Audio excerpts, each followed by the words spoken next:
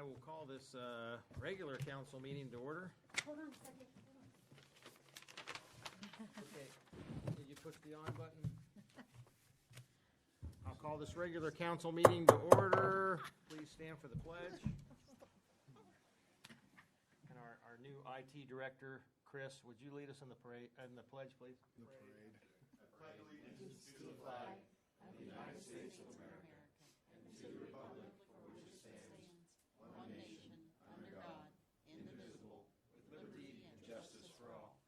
If you'd remain standing for a moment, please. Heavenly Father, now more than ever, we need for you to instill in us faith, hope, charity, love, and trust.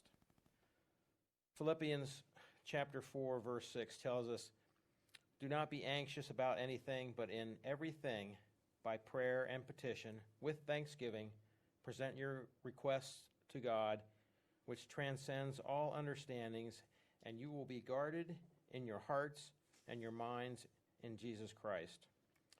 The word fear not is used at least 80 times in the Bible. Therefore, let us tonight be positive in our words and actions and replace that fear with faith. And we ask for all of your blessings tonight, O Lord, and we ask for all of this in your holy name. Amen. Amen. Kathy, roll, please. Carter, Here. Walter, Here. Epperson, Here. Barstow, Here.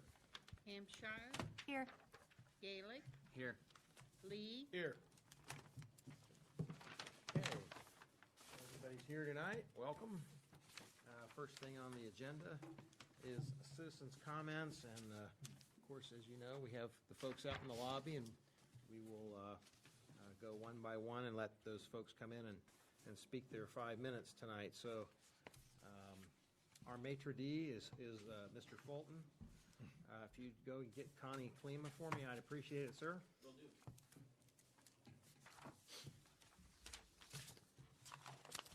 All these new positions here at the city, it's great. IT director, maitre d'.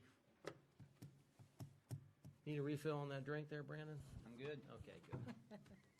We're not approving any additional paychecks. Kathy, are you comfortable? I'm fine. Air conditioning and everything? I'm fine. We got the AC on. Very good. It was a little sticky during the finance committee meeting.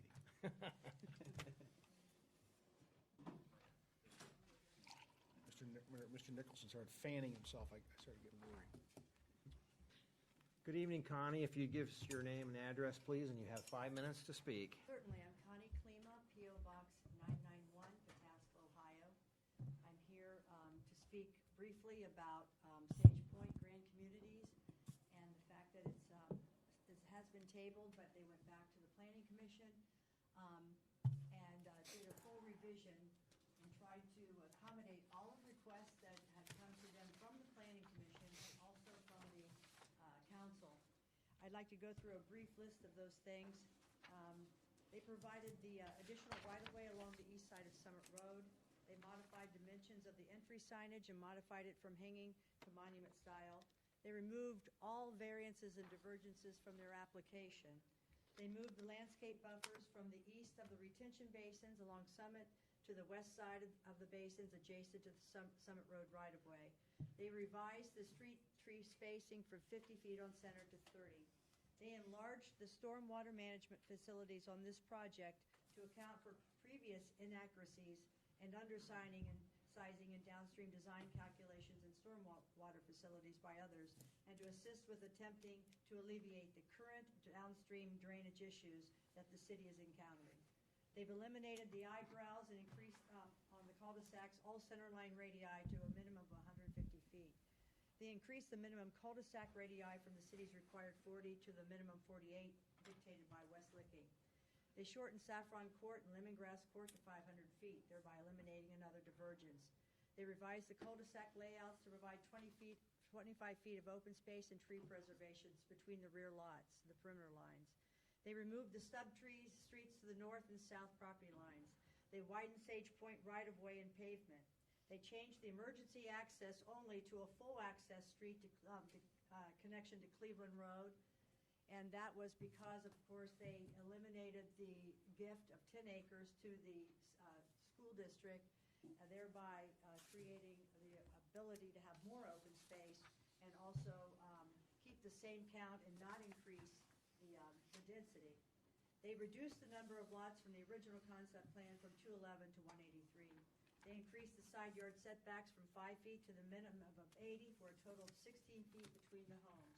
They increased the common open space area from 39.9% of the property, and excluding those areas reserved for stormwater management facilities. No more divergences for that either. They maximized the number of homes, backing up to open space to 183. They relinquished the commitment to dedicate the 10 acres to the school. And they also basically, even though there is not right now a requirement of giving money toward infrastructure, they worked with your engineer to determine an amount that would suffice for improvements that were off-site and not included in what they're required to do on-site with their road widening for turn lanes, and are offered up $91,500. They added residential architectural standards that you were going through the process of approving, and could accommodate 87% of those. The portion they could not accommodate, we had discussed at the council meeting, which was portion of the garage being set back farther from the porch. So all in all, anything they could do to eliminate all divergences, to accommodate the complaints about giving land to the school, to accommodate the situation that the more road improvements would occur on Cleveland and Summit or wherever the city found a need, and also to accommodate a full access and not just an emergency access, secondary access. They did all of those things. And we're hopeful that you will take that into your consideration. Thank you, ma'am. Thank you. All right, Scott, our next customer is Jody Bowen.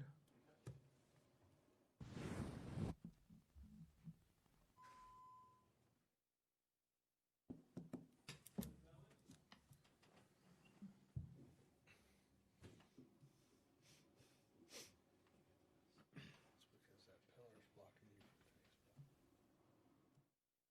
Facebook. See me on both sides. I go like this, you see on my chin. We're all scattered out. Yes. Evening. Name and address, please, and you have 5 minutes. Thank you. My name is Jody Bowen, 13645 Cleveland Street. I've lived here for over 30 years. Cleveland to Mink Street is approximately 1.1 miles. There's 89 houses on there and 125 residents from the trailer park. The houses on Cleveland Street have approximately 20 to 25 feet. This is what you inherited to park their cars in the front, from the front of the road to the front of their homes. It's very similar on the other side of Cleveland with 70 houses and about 125 in the Monarch District as well, with the same parking issues as 25 to 30 feet in the front of their homes. Summit and Cleveland, and that little area, that older part of Summit, has the same issue. According to Wikipedia, there are approximately 4,600 students in in our Licking Heights School District. It is 0.2 miles from Cleveland and Summit, and it is 2 miles to Cable Road. This is a highly trafficked area for schools and for people going back and forth to schools. It's a highly used corridor. I encourage anyone here when school does go back in session to try and make a turn during school times off of Cleveland and Summit and onto Taylor Road off of Cleveland. Good luck. Good luck. That's not going to happen. And it's not the buses, it's the cars. It's constant traffic all the time, cut through a little mini Broad Street to get to school. Taylor, Summit, and Mink Street are connectors for our school. This is not the area, in my opinion, and according to the zoning people as well, to put a high-density piece of property. high density, if that's what you want, and that's what the plan wants, this isn't the area. And it's my understanding, I have pictures from when school was in, from the first driveway close to Broad, that is also a cluster. Someone is going to get killed there in that intersection. It's bumper to bumper from that first driveway to Broad Street.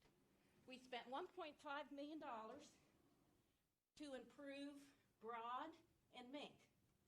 And it's my understanding, you were quoted, Ms. Carter, in the July of, from the Newark Advocate, that it's going to take about the same. That included purchasing 2 pieces of property in order to do that I'm aware of, on the corner of Mink and Cleveland and Broad and Mink. So the rest of Mink Road, you have a better setback. There is no setback on Cleveland. There is no right-of-way on Cleveland until you get to the 15-foot in the center or whatever that is. So, in my opinion, this is too highly trafficked. It's, it may come, that road is crumbling because people fly down there and drive down the berms. We have to pick up asphalt from our grass so we can cut that area. It's not safe to walk. It's not safe to ride a bicycle. And, well, that's the majority. In addition, the last thing I'd like to say is that the Hunter's Crossing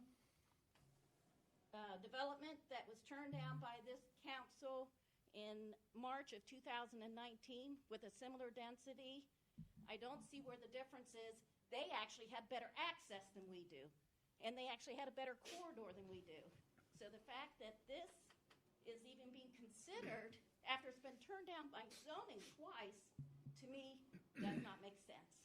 And I appreciate your time. Thank you, ma'am. Thank you. All right, Scott, our next contestant is Jerica Zuckerman.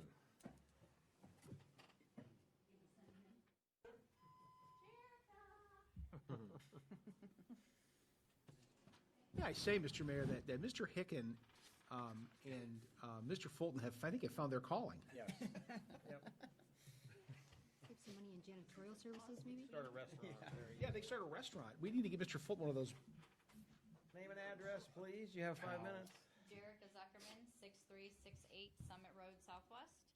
And I apologize, I realized today that while I set this to planning and zoning to include in the packets that they had, I omitted that I didn't get to do that for council. So if anybody wants copies, I'm more than happy to either make them for next meeting or email them.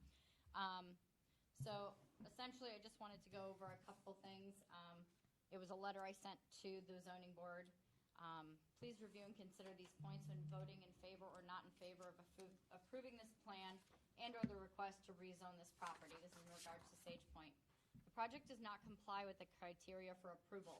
In section 125519, criteria for approval of a preliminary plan, the proposed development is section B says the proposed development is in conformity with the comprehensive plan and other adopted plans or portions thereof as they may apply and will not unreasonably burden the existing street network. The proposed development is not in line with the current comprehensive plan from 2006. The comprehensive plan first recommends on page 62, it is recommended that the city preserve the most unique and sensitive portions. This was discussing that Summit Station from Broad to Havens Corner by designating this area for agricultural and open space conservation. Primary use should be park/open space/green space, agricultural, and low-density residential. Master land use plan follows this recommendation and lists this as a recommended site for agricultural and low-density residential on page 56. In fact, it lists this plot as a potential park site in the future. Based on the recommended use, the density is as follows. No more than 1 dwelling unit for every 10 acres or less, depending on the underlying zoning, currently 10, 5, and 2-acre minimums. The underlying zoning being R87, low to medium density residential, is 1 dwelling per 2 acres. The applicant is proposing a zoning change to medium density residential, or PDD. The density standards can be found on page 66 and 67 and states as follows. Density between 20,000 square feet lots to 2 acres per lot, depending on the availability of central water and sewer facilities. The applicant is proposing lot sizes well under this minimum standard, coming in at 6,840, being the smallest lot size. I believe that in previous meetings, when zoning stated that this was in line with the current comprehensive plan, only density was being considered and not the minimum lot sizes. The subdivision that's being proposed is between a cluster of schools on an already highly used roadway. Obviously, you guys are aware of all the traffic. We've gone over that many times, so I won't go too far into it. But the traffic study that was done might have been done during typical rush hour in a downtown area. It was not done on the rush hour for the schools that fall all across that Summit Road. G, it states that there needs to be adequate public utilities, including emergency services. As I'm sure you're all aware, the levy for the tax increase for us to get an adequate police force has been turned down, and with the COVID-19 going on and the financial hardships people are in, it's not likely to pass anytime soon. We don't have the police force that we need to bring in such a dense cluster housing. The site across from Summit Road wasn't approved under the this current comprehensive plan. It was built back in 2001 before the 2006 comprehensive plan. The mobile park behind this parcel was also allowed prior to the comprehensive plans. These neighborhoods don't fit into the rural low-density atmosphere in the area. Adding more of these is not responsible expansion. 1 minute. As defined in the comprehensive plan, highest and best use, the most profitable use to which a property may be put. This theoretical real estate concept rarely takes into effect that such use would have on a nearby properties or public facilities. The city's land use decisions and zoning regulations should attempt to balance the individual's property rights as well as the need to protect the public interest.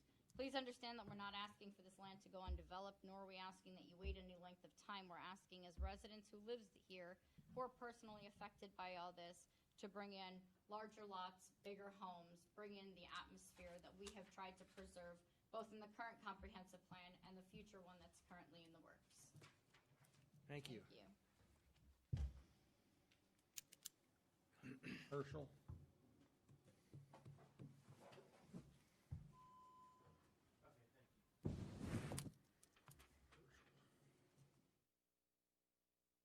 Do you do windows? I do.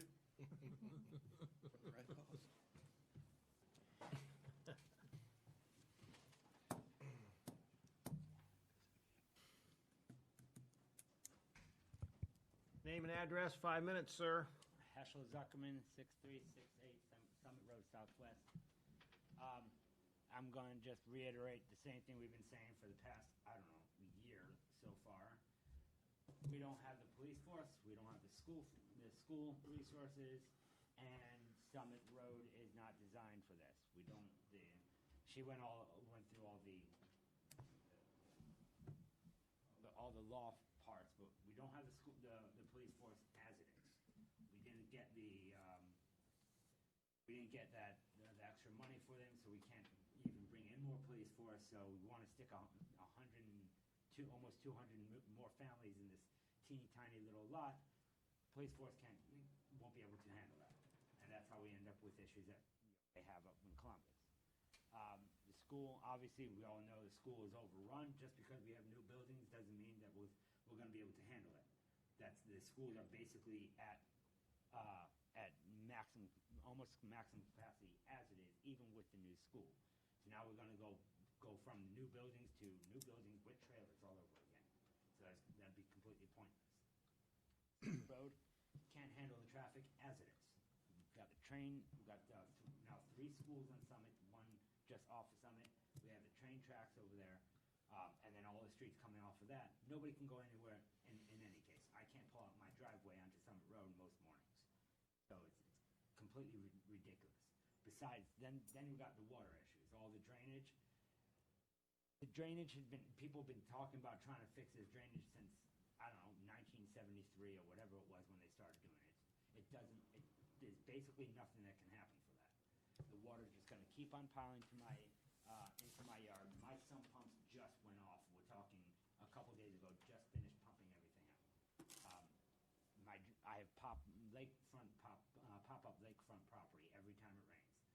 more buildings over there, and I'm gonna end up with even more of it. They're gonna have better, obviously the new building, I hope, is gonna have better drainage. It's gonna just continue running and possibly even worse towards me. And my basement is gonna flood out this time. So it's completely crazy to try and stick 200, almost 200 families into this tiny, teeny little lot that just can't handle it. The city itself can't handle it. Thank you. Thank you. And our last one is Matthew Rosenberger.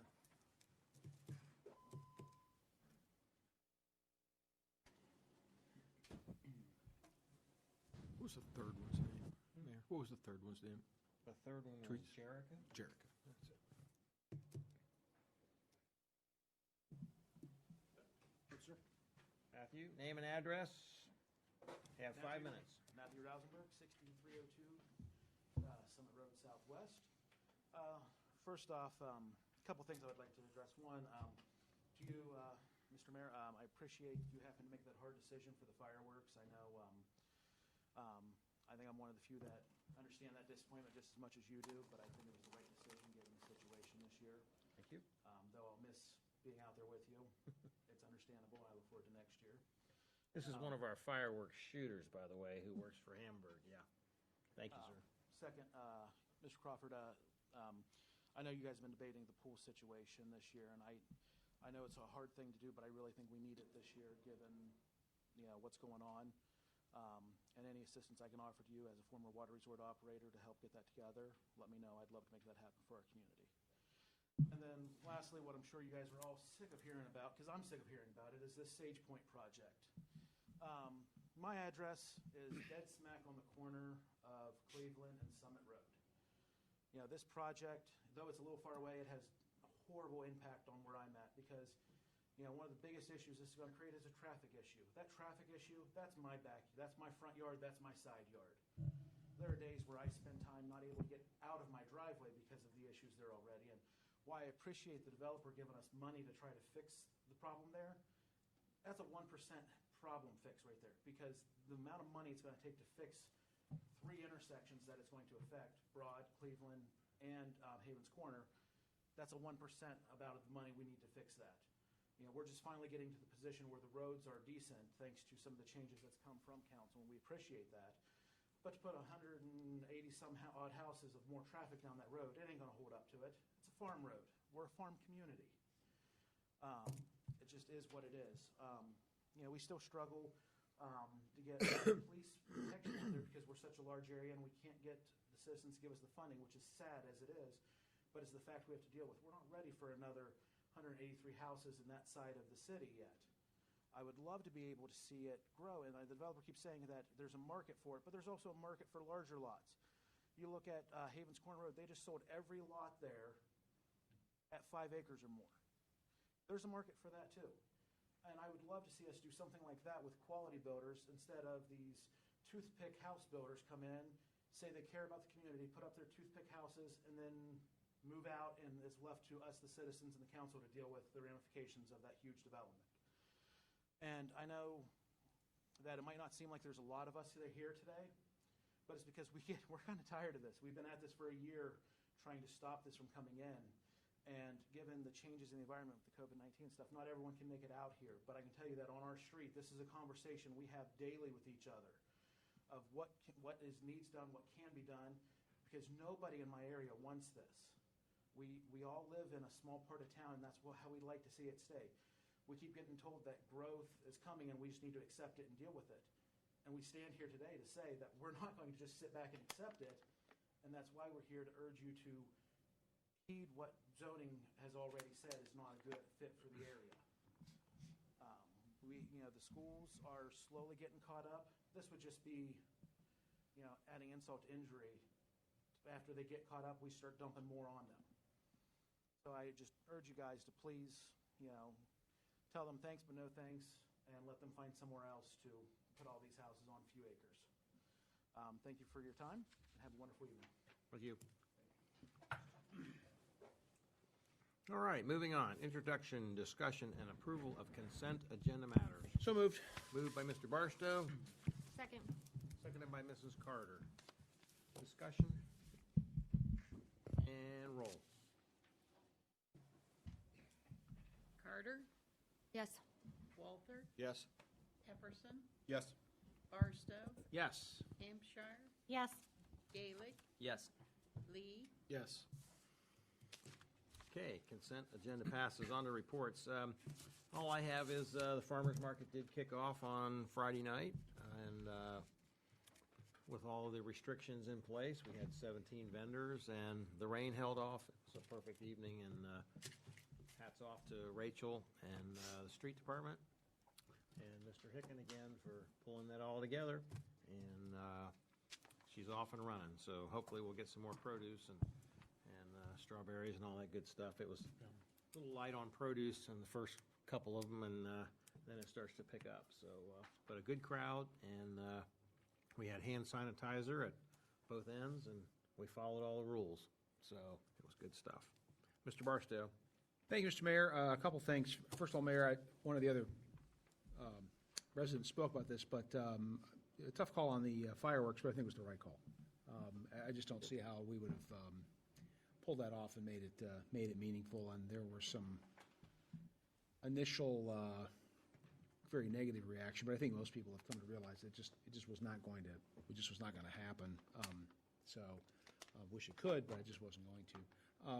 And again, a public apology to Mr. Hicken today for allowing his very serious email to degenerate into a discussion of my favorite high school, Ridgemont High School. So I'm sorry about that, Mr. Hicken, but I just couldn't help myself. That's okay. But you started it by talking about ordering pizza. And finally, speaking of food and feast time, the vending machine is broken and empty. I noticed that tonight for the first time. Tried to get a little snack, but Mr. Nicholson can testify I was completely stymied. So I'll have Janice make a call. I'm just teasing, so just teasing. That's all I have for right now. Thanks, Mr. Mayor. Well, I appreciate that about the fireworks. I don't think a lot of people realized how many aspects there are to the fireworks. I had a lot of people wanting to just have the fireworks, and they didn't realize that PRA, our Lions Club, PCPAA, the Women's Auxiliary, that's all a fundraiser for them, and I just didn't want to waste donated money for fireworks for a half-hour show for people watching their cars when we've worked on this for an awfully long time for it to become a day-long community event. So I think most people came around, but there were some naysayers, but I think it's just all for the best. So, Mr. Zetz, what do you got for me? I have nothing, thank you, Mayor. Mr. Hicken? Thank you, Mr. Mayor. I'd like to highlight a couple of things. The first thing is that you'll see on the agenda tonight, ordinance 2019-4354. As you turn over, we are anticipating removing that from the table. However, I would point out that no piece of legislation can be adopted in the same evening that it is amended by substitution. So while I expect that to be taken off the table, possibly discussed or whatever, it could not be adopted tonight. Just a reminder to council. Jess is on vacation this week. My thanks to Janice Smith, who's picked up some phone duties. And feel free to give my direct number out if you are to interact with a citizen instead of the front line in for this week. I'm happy to answer the phone calls from citizens straight up. We did have an incident in this building where we realized that the building is not being locked. And so I'm in the throes of attempting to figure out exactly how we can activate the timed lock for the building.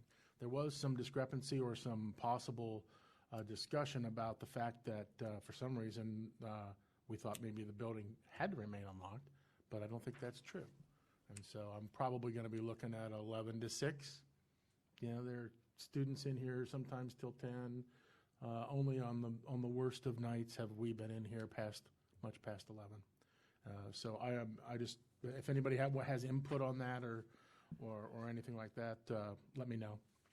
But I'm investigating it. Being new to this job, I find new things all the time, and I have a key that opens doors I had no idea were here. So that's one of the things that I'll be looking to work on. And happy to answer any questions about those, or anything else. Anything for Tim? Thank you, sir. I have something, Mr. Mayor. Tim, I know we discussed this earlier when you and I were talking about ordinance 4354. So I guess my question is more for Mr. Zetz here, unless you've come up with an answer since we've spoken. I think Brian will. Okay. I was just curious, if assuming this came off the table, if the motion to amend is not passed, does this die?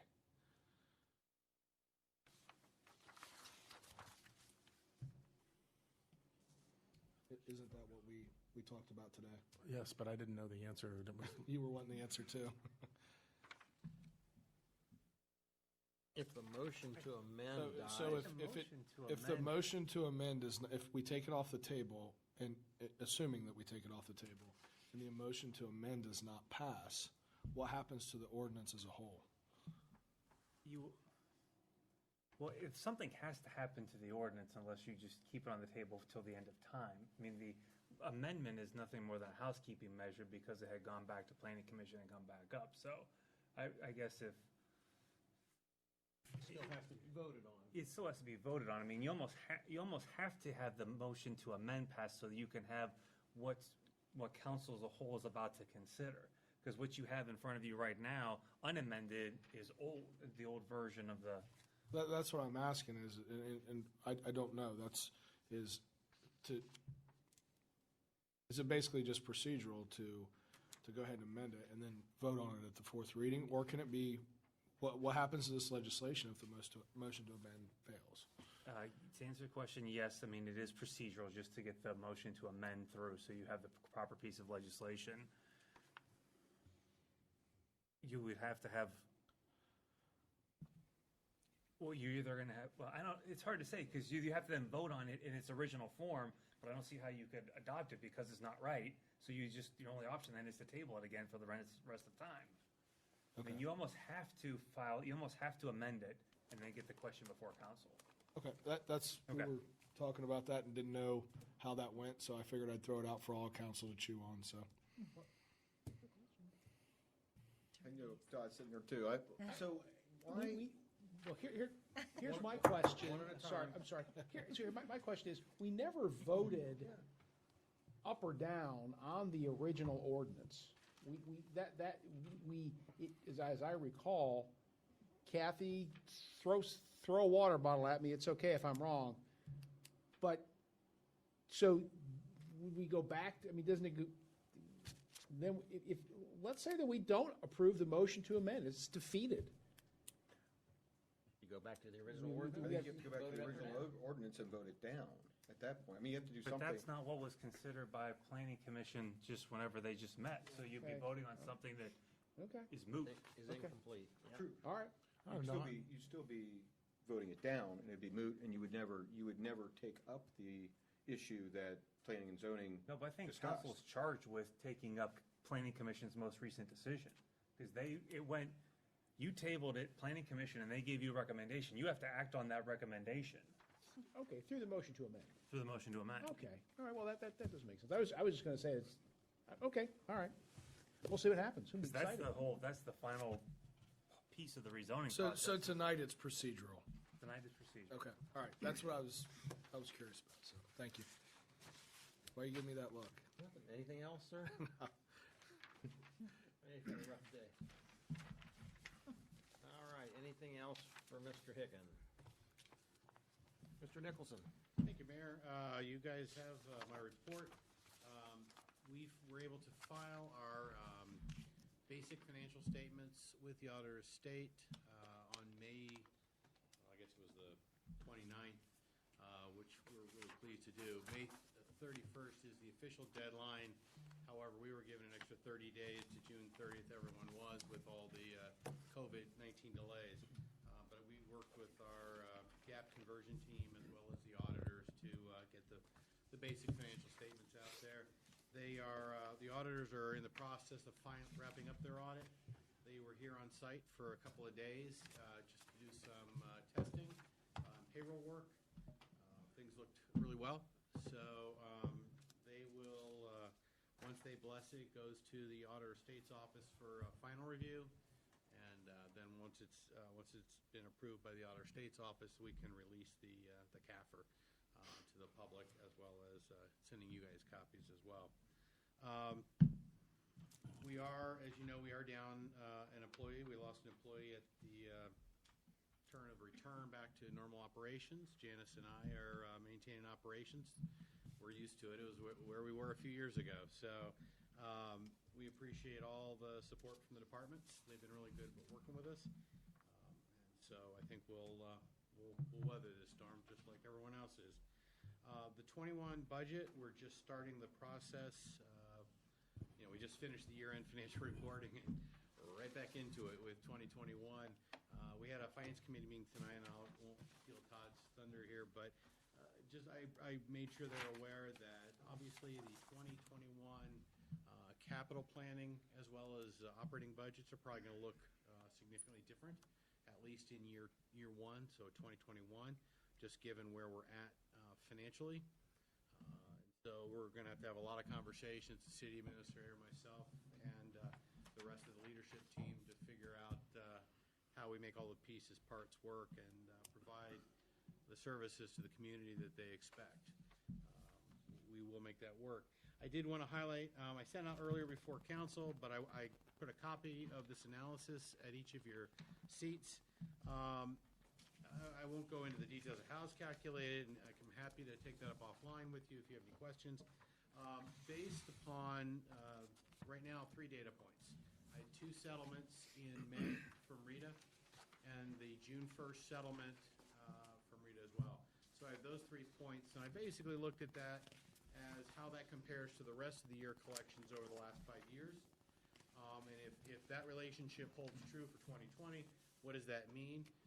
Right now, we would be looking at a hit to the fund balances of about $1.4 million.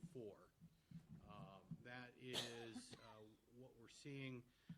Again, 3 data points, but as I told the finance committee, this is the stuff that does keep me up at night, not knowing what the other shoe is going to, when it's going to drop. I'm hopeful that that's as bad as it looks, but again, we're trying to stay on top of it to understand where the impacts are.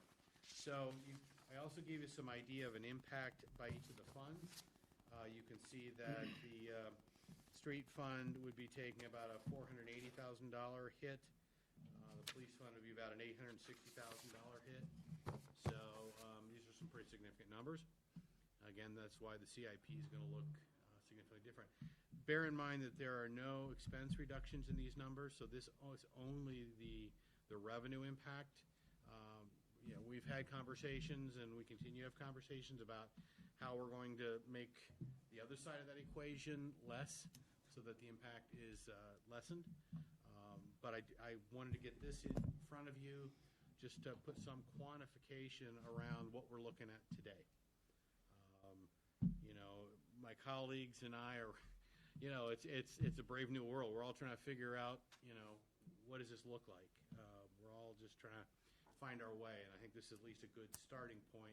I will maintain this as we start getting, the second collection in June, the first collection in July, just to see how it tracks, to see if it's getting better, worse, stabilizing, or whatever we might be doing.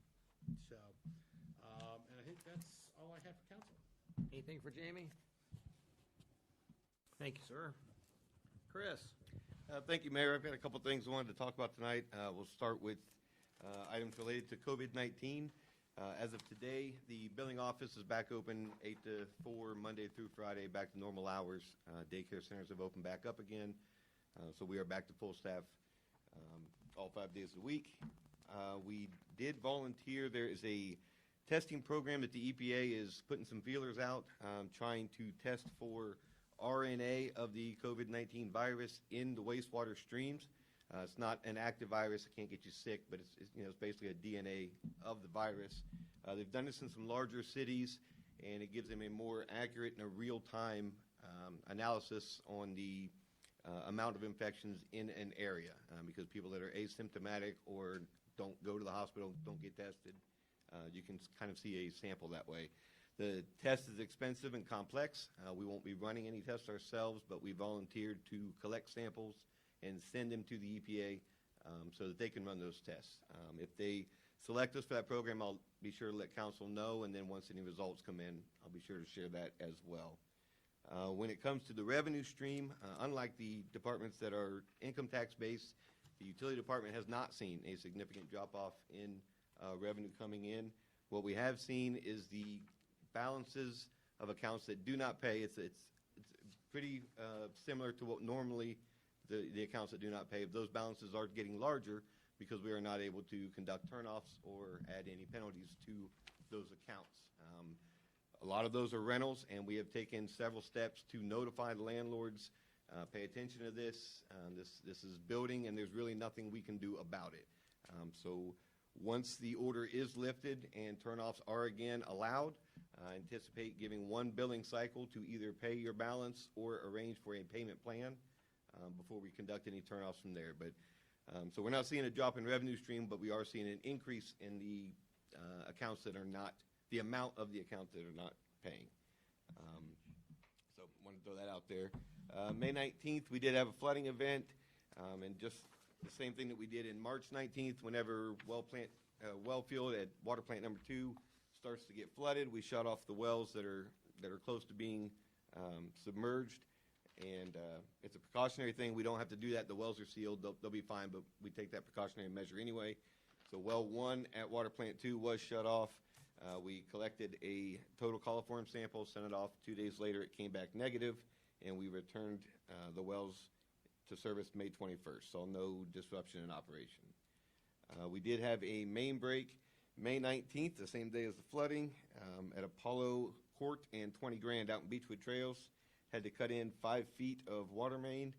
It took about 5 hours from the time we got the call to the time we turned the water back on, which was a very quick response. So I was pretty proud of the crews for getting it done that quickly that morning. We have another property from Southwest Licking, 32 Hardwood Drive. This is very similar to the other properties in that area.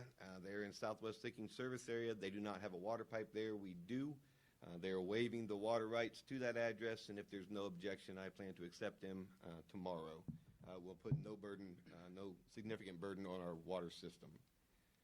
There is an RFP out for the Jefferson Street water line, which was talked about with the utility chair report last meeting. They are due June 12th at 11 a.m., so that project's coming along. Again, that is anticipation of some OPWC funding hopes for that project next year.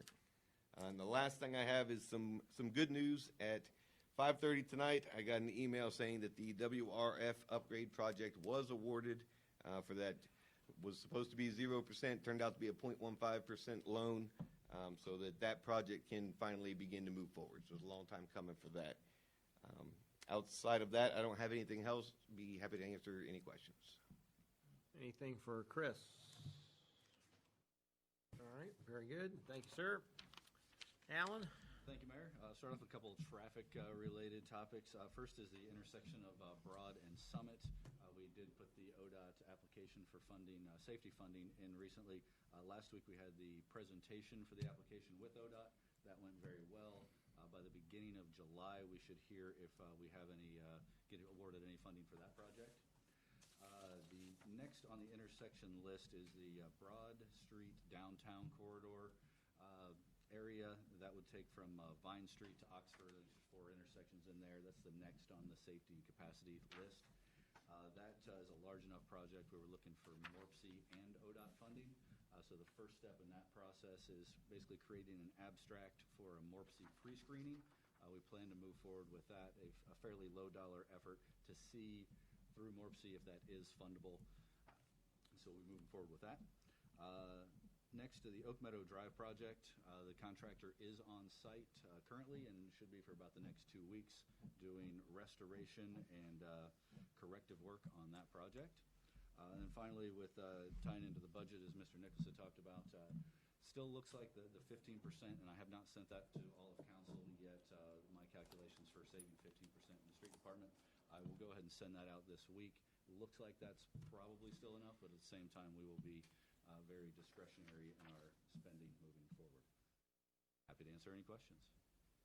Anything for Alan? Mowing complete first round? First round is complete. We started back on Broad Street again today.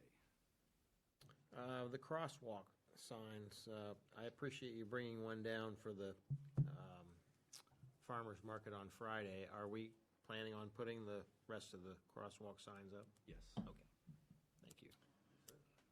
Actually, real quick, if there's some like block street signs or stop signs, what's the process to, is there a special process or somewhere on the website that somebody can just let somebody know, or is it an email? I didn't catch the first part of that. What if there's like trees or vegetation covering signs or stop signs, things like that?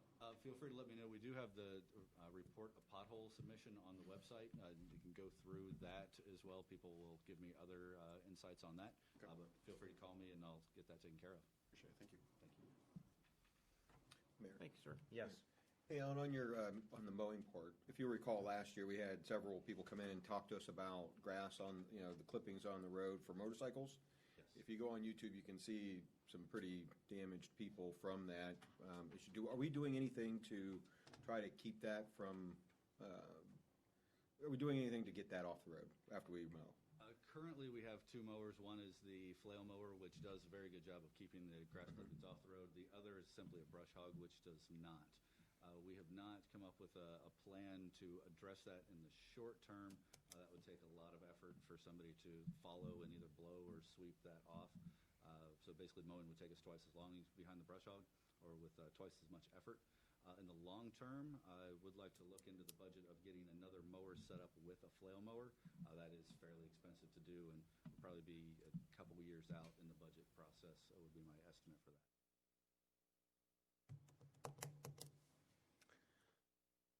Mr. Fulton? Thank you, Mayor. Just one thing to highlight is ordinance 2019-4341, that's Scenic View Estates. They have submitted revised documentation addressing the concerns expressed by the Development Committee. We're in the process of reviewing that. There are some updates that they still need to make based upon my review thus far. However, we hope to have that with their revisions to Development Committee on June 11th. Aside from that, be happy to answer any questions. Anything for Scott? Thank you, sir.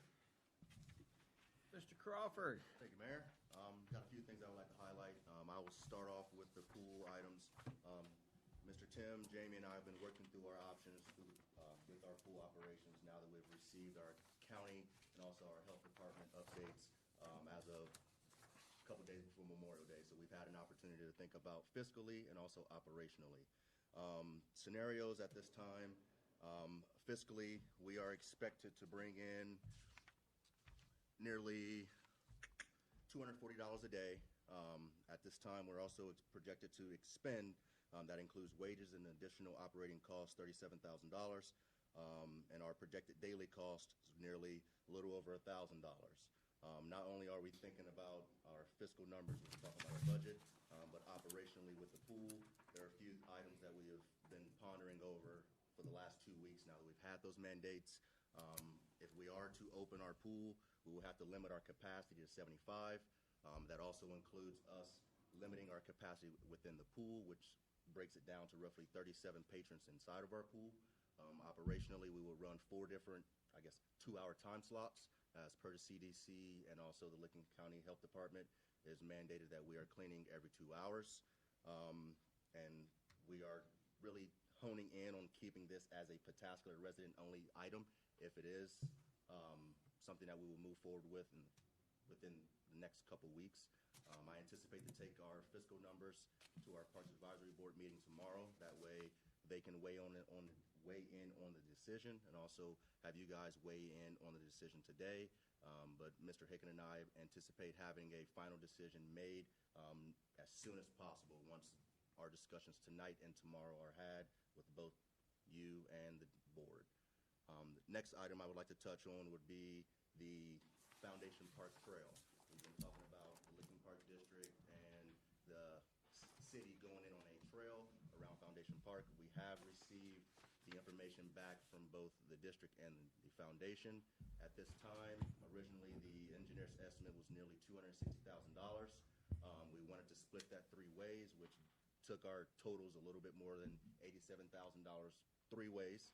At that time, we were, hopeful, like, yes, $87,000, yes, I think we can make that happen. After hearing back from the district, they have voted as a board to not to exceed 50 grand on the project, which leaves a $37,000 gap for us. But now that the Evans Foundation has responded, they stated they will not take the additional approved amount that we would like, the $87,000, to their board until we have a consensus whether we are going to move forward with that project.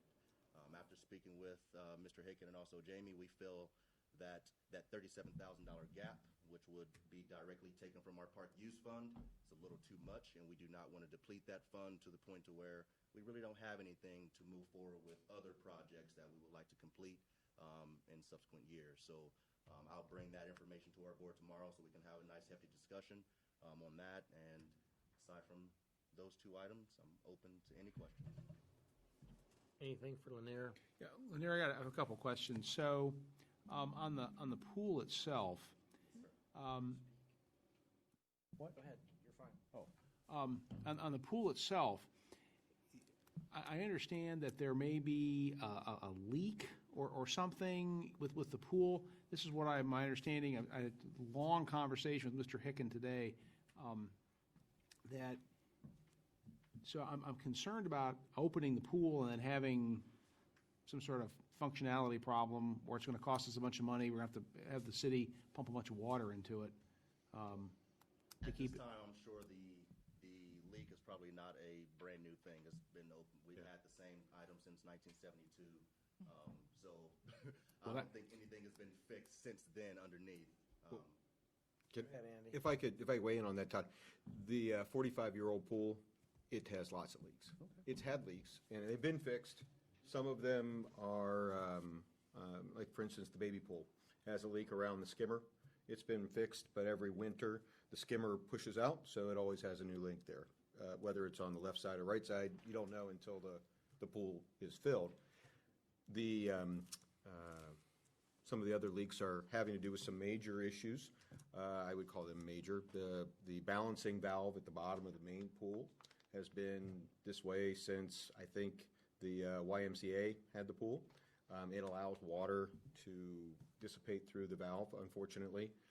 Digging that up would be it would be much, much more than any of the water that you're losing. Maybe in the area of $50,000 to $60,000 to fix that. You're probably spending, well, our budget for water was $15,000 a year, and we usually spend about $6,000 to $7,000 a year in water. So, I mean, that just gives you the gravity of the leaks. Yeah, I mean, it was just, it's you can throw a number out, but then in perspective, what does that mean? I'm trying to just get to help me out, to get some information about that. What I don't want to have happen is you're going to hear in a few minutes, you've already heard a preview of this, you're going to hear in a few minutes about the financial situation that we're facing. I don't want to open the pool and then have it be a money pit, that impacts other, when we have other budget issues that we're facing. That's my concern. Well, I'd like the pool to open. Yeah. Trust, I'd love to have the pool open, so. To help with that, July 6th, I do have American Leak Detection coming out, just to basically detect maybe where those leaks are, so we know 100% what we're, I guess, moving into. Yeah. Our theory was fix the ones that are relatively easy to get to. You're not digging up a pool deck to pull up a return for the water. Those are going to be pretty major repairs. Any given day you're going to lose 1.5 inches to 2 inches of water just by evaporation only, and then another inch and 1.5 inches in the kids pulling the water out of the pool in their clothing and such. So you're always replacing water. I don't know if we ever qualified or quantified the amount that was leaking per se. But you can. I mean, you can run some equations to figure out how much water you're losing otherwise, evaporation and then transfer. Well, as I say, it's just the first I had heard of this, and so again, when we're looking at a budget situation that's not great, it doesn't sound like this is that the fixing all the leaks would cost quite a bit of money. More so relative than, to. more so, it doesn't make as much sense. It's like, well, you got a nail in your tire, you're not gonna go replace all 4 tires. You're not gonna, I mean, you'd rather replace with the water that's much cheaper. Right. It's not as Chris is probably sitting back there wanting to, you know, because it is wasting water, but it's Well- cheaper than the other Okay. alternative. All right. Mrs. Carter? I guess for me, along with budgetary issues, okay, so it's always had leaks and it's old and it's going to continue to have leaks. But I think what we need to look at now is I heard something along the lines of 1 million gallons of water, right? Is that Is that normal? That's a lot of water. What are the use in the years past versus how many people have come to the pool? And then with how we have to manage it this year, based on, the health department guidelines and COVID-19, is what we're going to bring in revenue going to be enough to support having those kinds of leaks and that much water used? I mean, I think it's that we can look at how much more it is each year. And quite frankly, if this is a continued issue, I'm not okay with just, there's leaks and we have to deal with it. I'd like to see a long-term plan to fix the pool so there's not major leaks in it. Yeah, I mean, that's kind of my next suggestion was, as we do with other infrastructure, what's the long-term plan to have I understand we're going to lose water, but a better functioning pool that would help remediate some of the lost water. So that's just my thoughts. Okay. Mr. Max? Mr. Hicken. I would weigh in and say I would absolutely hope that we would eventually develop a long-term plan as much as humanly possible. The amount that was bandied about of 1 million gallons was indeed the metered amount that was sent to the pool last year. Some of that was regular use, restroom use, other things. I think that should be pointed out. I would also say that in the calculations, the fiscal calculations for the year, we did get with Chris. We did, and it is a guesstimate. It's not a tried and true thing, but we did basically look at. We know we're probably not going to be in that kind of range again this year because the season is shorter. And then we were able to negotiate negotiate. It sounds we did that with ourselves, right? We were able to identify an initial fill, and then have us build for the remaining water. That frankly can be an unknown, but the way we budgeted it and the way that Mr. Chirac told us the cost of the water would be, I don't think we're looking at something that's going to tip it to tens of thousands of dollars or something like that. So does it need to be fixed? Of course, I think we do need to put a plan in place to identify them. There may be some leaks that we just flat out can't figure out what they are because of the age of it, and we've been dealing with that for a long time. I also wanted Lanier to tell council about this, and tomorrow we'll be sending council in your emails almost like a step-by-step thing of what opening the pool is going to look like. Lanier rightfully touched on things like 4 2-hour sessions. Our bathrooms are such that we have to make sure that somebody is policing them because there's only a certain number of people that can be in them at one time because we only have one egress and one entry point.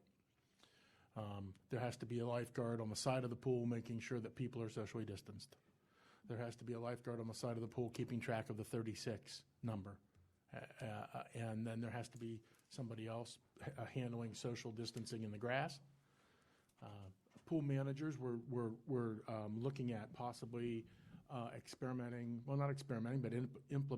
a new registration system where everybody who would attend one of those 4 sessions, they will be required to register up front, receive a ticket, and once they would arrive, they will be one of 75 that will be able to come in, no more than 75 within our gate.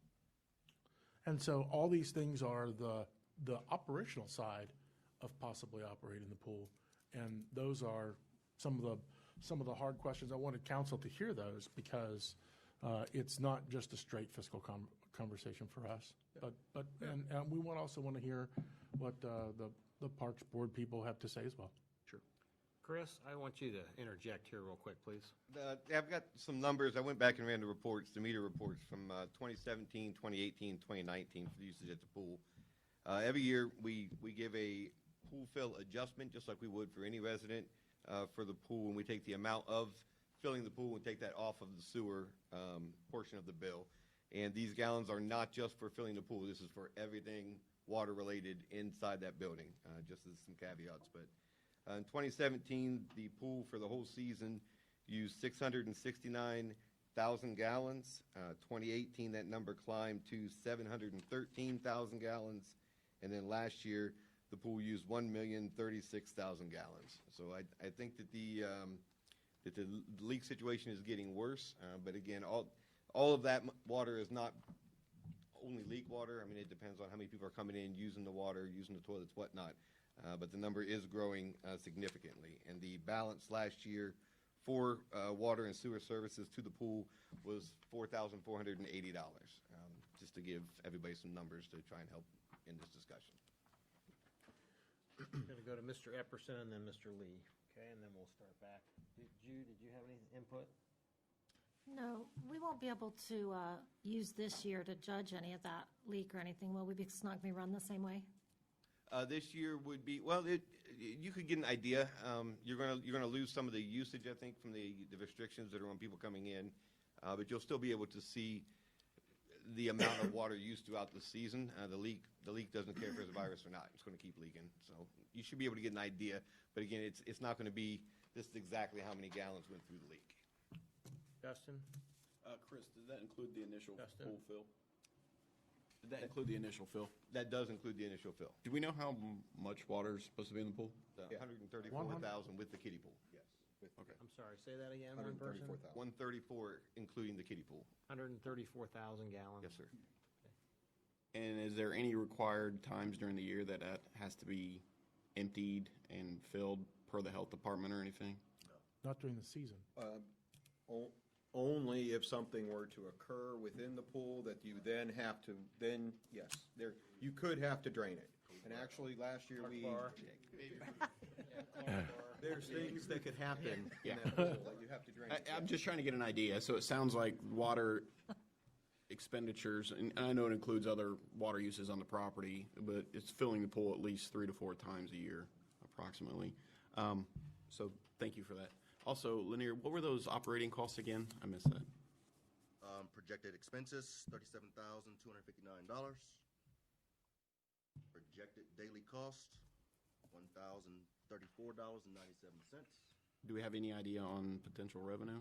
Potential revenue, based on $45,900, but our season net revenue, $8,641. That's our season net. Thank you. And I would point out, part of the discussion that Lanier and I and Jamie have been having is, that is a net. Now, that's slicing it pretty thin. If you get a bunch of cold days, that probably goes away. But I've never thought, whether when I was a councilman or now, that this was some giant moneymaker for the city. It's a service for the people. The hardest part for, I think, every time you get that cold day, it'll slice more and more of that off. I will say that we're dealing with a program and this is exactly what Todd and Jamie have already spoken to. We're talking about taking a financial hit in the city, and we're dealing with a program that just had to give back $13,000 in soccer registrations. So it's a double hit. That may be a little bit of source of income. So I welcome input from council privately or in the form that we've received it right here. But we've almost reached a point where it's more of a tipping point because it takes about a month to run the urinalysis and background checks for our lifeguards and pool managers. And that's right about this week where we are. 30 days hence is when we would roughly open. So that's another reason why council's being appraised of this. And so that you also know, there, much like the fireworks, I believe there will be an outcry. I think people will want to have the pool open. By the same token, I believe that there will be an outcry in some instances when weather makes people's 2-hour time slots fall short, or their child comes in, but there's 36 kids already in the pool. And I want council to know all these things moving forward. Mr. Lee? Todd, go ahead, if you got. Well, no, I think that sounds like I feel much more comfortable about opening the pool than I did now, than I did at the beginning of the meeting. And from the discussions I had with Mr. Hicken, not I think wrong with what Mr. Hicken said, we were kind of talking about things we didn't have the answers to. So I think that sounds like Lanier has a plan to control access, and I think that if everybody knows up front that there's only going to be a limited, if you make people buy tickets in advance, which is what Pickerington is doing, the only way you can get into the Pickerington pool this summer is to buy online. There is no show-up window sales. So if they have 4 people, they have 4 people. And if 31 people show up, they're being turned away, is the way I understand Pickerington. The only way to do it, so people know up front what they're getting, then that I understand that, I didn't know I had to buy my ticket online, and I show up on the 37th parent or the 38th parent with junior, okay. But the cold days, the thunderstorms, that's all part of living in the Midwest. So, I understand that. So I feel much better about opening it and at least making a try than I did before. Thanks. Yeah, maybe no cannonballs, you just open it up and try to save some water that way. Mr. Lee, go ahead. So what I'm gathering from the numbers you provided, we expect that revenue to go down some with the time slots and everything, I would expect. So we're looking at a wash. With that being said, I'll just come out and say, I'm with Todd. I'd love to see the pool open for the kids. I think it's important that for our kids to get back to some sort of normalcy, and I think that's a good step back to that. I think that with a lot of the other pools in the county, I believe Pickerington's the only one I've heard of, even though they're not in the county, that's relatively close, that is going to open. I do see the demand for our pool to be high. So I do like with that, I hate to do it, but I do like the fact of keeping it for Pataskala residents only because of that. So I'm all in favor of it, unless something catastrophic happens, obviously, with one of the leaks is worse and we have to shut it down. I think the residents would understand that. So I'm all in on opening it up. But in closing, as a director, I want your opinion. What's your recommendation? What do you feel comfortable with? Are you leaning towards opening it being the right thing to do? From a Parks and Rec standpoint, Yeah. yes. I think that we're going to run into some operational challenges with our managers and lifeguards just based on the mandates. But I truly believe that it will be a benefit to the community to have it open. Whether some of our managers will have to turn people away at the gate, I believe that the 2 managers that I have interviewed, they will be able to handle those situations perfectly fine. But moving forward, I just think we'll run into some basic operational day-to-day issues. Outside of that, I think it'll be a great benefit to the community. I think if we're communicating that is very important. I'm sure you will. Absolutely. But I think the fact that we're doing everything we can to get it open for the families and the kids, and good communication will go a long way there. So that's all I have. As Mr. Hicken mentioned, the fireworks, the initial impact you'll have some negativity, but in a time where we've pretty much canceled Memorial Day celebration, we canceled the fireworks, which I waited till the very last minute, hoping something would change. Graduations, and Thursday night we'll be making the decision on the street fair, and again, with the restrictions that they're asking for, I don't see how any fair or festival can run. So this Pataskala needs something, even if it's the pool for 2 or 3 months. So if you need any help, you need anything else, please reach out and holler. Maybe some of these Lions Club members can pitch in and help, since they have no fundraisers right now. So if you need anything, holler, and let's keep trying to push to get the pool. Any other input, folks? Just one thing, I would like, when you have these folks come out to inspect, to get some idea of, pool maintenance going forward. Obviously, there's loss from things we can't stop, as Mr. Walter pointed out, and I appreciate him thought about that, but I didn't realize how significant that was. But it's apparent that there are structural issues with the pool that need to be addressed. We'd like to know what that's going to cost and what's the plan going forward to fix the things. Yeah. Maybe a list of all theoretically 10 leaks and which ones. I'm hoping American Leak Detection on July 6th can tell me a lot of that information. Plus, we work with a guy named Doug from Buckeye Aquatics, and he's pretty good. And I've already asked him to run an analysis with me on Thursday as to, hey, give me your recommendations as to what are some items you feel we should probably, I guess, change or upgrade in the near future. So, Is Beechwood Trails opening? Beechwood Trails is not open. No. Okay. At least As far as I know, this would be the only one in Licking County. They put out on their, FYI, they put it on their Facebook page. It sure sounded like they were opening. Mr. Epperson? I don't know. I was just going to let Lanier know, I was going to second what Tommy said. I mean, even if we do break even, I think the community benefit is good. I mean, we know it's not a hugely profitable thing, so I think the benefit for the city would be excellent, so I support it. Mayor. Unless somebody else we know has a pool. Yeah. No, just kidding.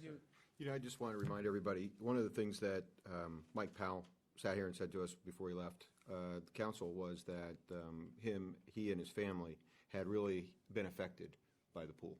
And it's just, I can tell you that there are, I hope he's listening, because it was a major piece of information for me to understand about how important the pool is for families. This is something in the summertime that is summer. That's summer for families in Pataskla. So I hope we can open it.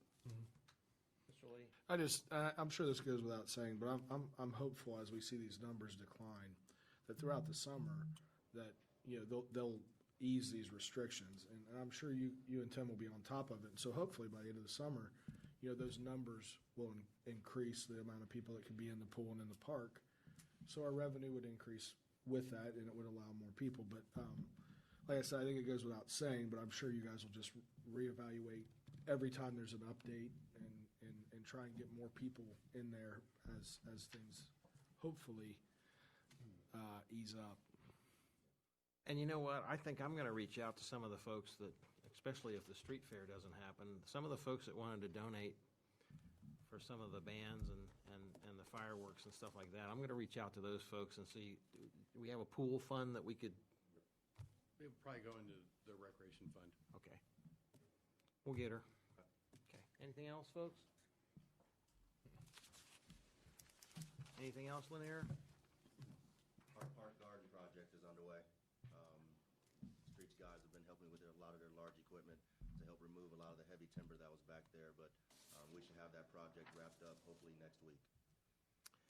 And a lady reached out to me the other day and wanted me to know that she appreciated you taking the time to stop and talk to her and her kids while they were fishing. And you took the time out of your day, dude, so thank you very much. Welcome. Okay, Chief Brooks tells me that everything's under control, so just want to let you know that. That's as of about 5 minutes ago. We're looking good. And Mike Powell is watching, Mr. Wilson. Yes, great. He must have heard you. He must have heard you. That's awesome. If you have any questions for the chief, let me know. I'll get them to him. Let's move on to committee chair reports. Mrs. Carter? We had a street committee meeting this evening, and we focused this meeting solely on impact fees, as was discussed at the a previous development committee meeting about how the two marry together with the comp plan and the impact fee discussion. The overall comprehensive plan, the methodology behind the impact fees, and looking into how we're going to apply them, focusing ours on streets only, while, because Pickerington is kind of the legislation that we've looked at and kind of used as a guide, I guess. But they have theirs separated between parks and streets and police and I think a number of areas. Ours is focused solely on streets. And help me out here if I'm wrong, Ellen, because you know get all this, but ours is designed in a way where we could try to use them anywhere in the city versus just areas that were close to the development or in proximity of the development. I did question whether or not that opens us up to more issues legally. And I wanted to make sure that, you know, we have legislation in place that helps minimize the amount of, you know, complaints and opposition and legal issues that we could possibly avoid. But, I mean, ideally, we could use it across the city because I guess there's something, what, you have to use it within 6 years. That's our current understanding from Pickerington's ordinance, yes. And that really limits us if you have to use it on a certain intersection or something of that nature. If you don't use it within that time frame, it has to be refunded to the developer.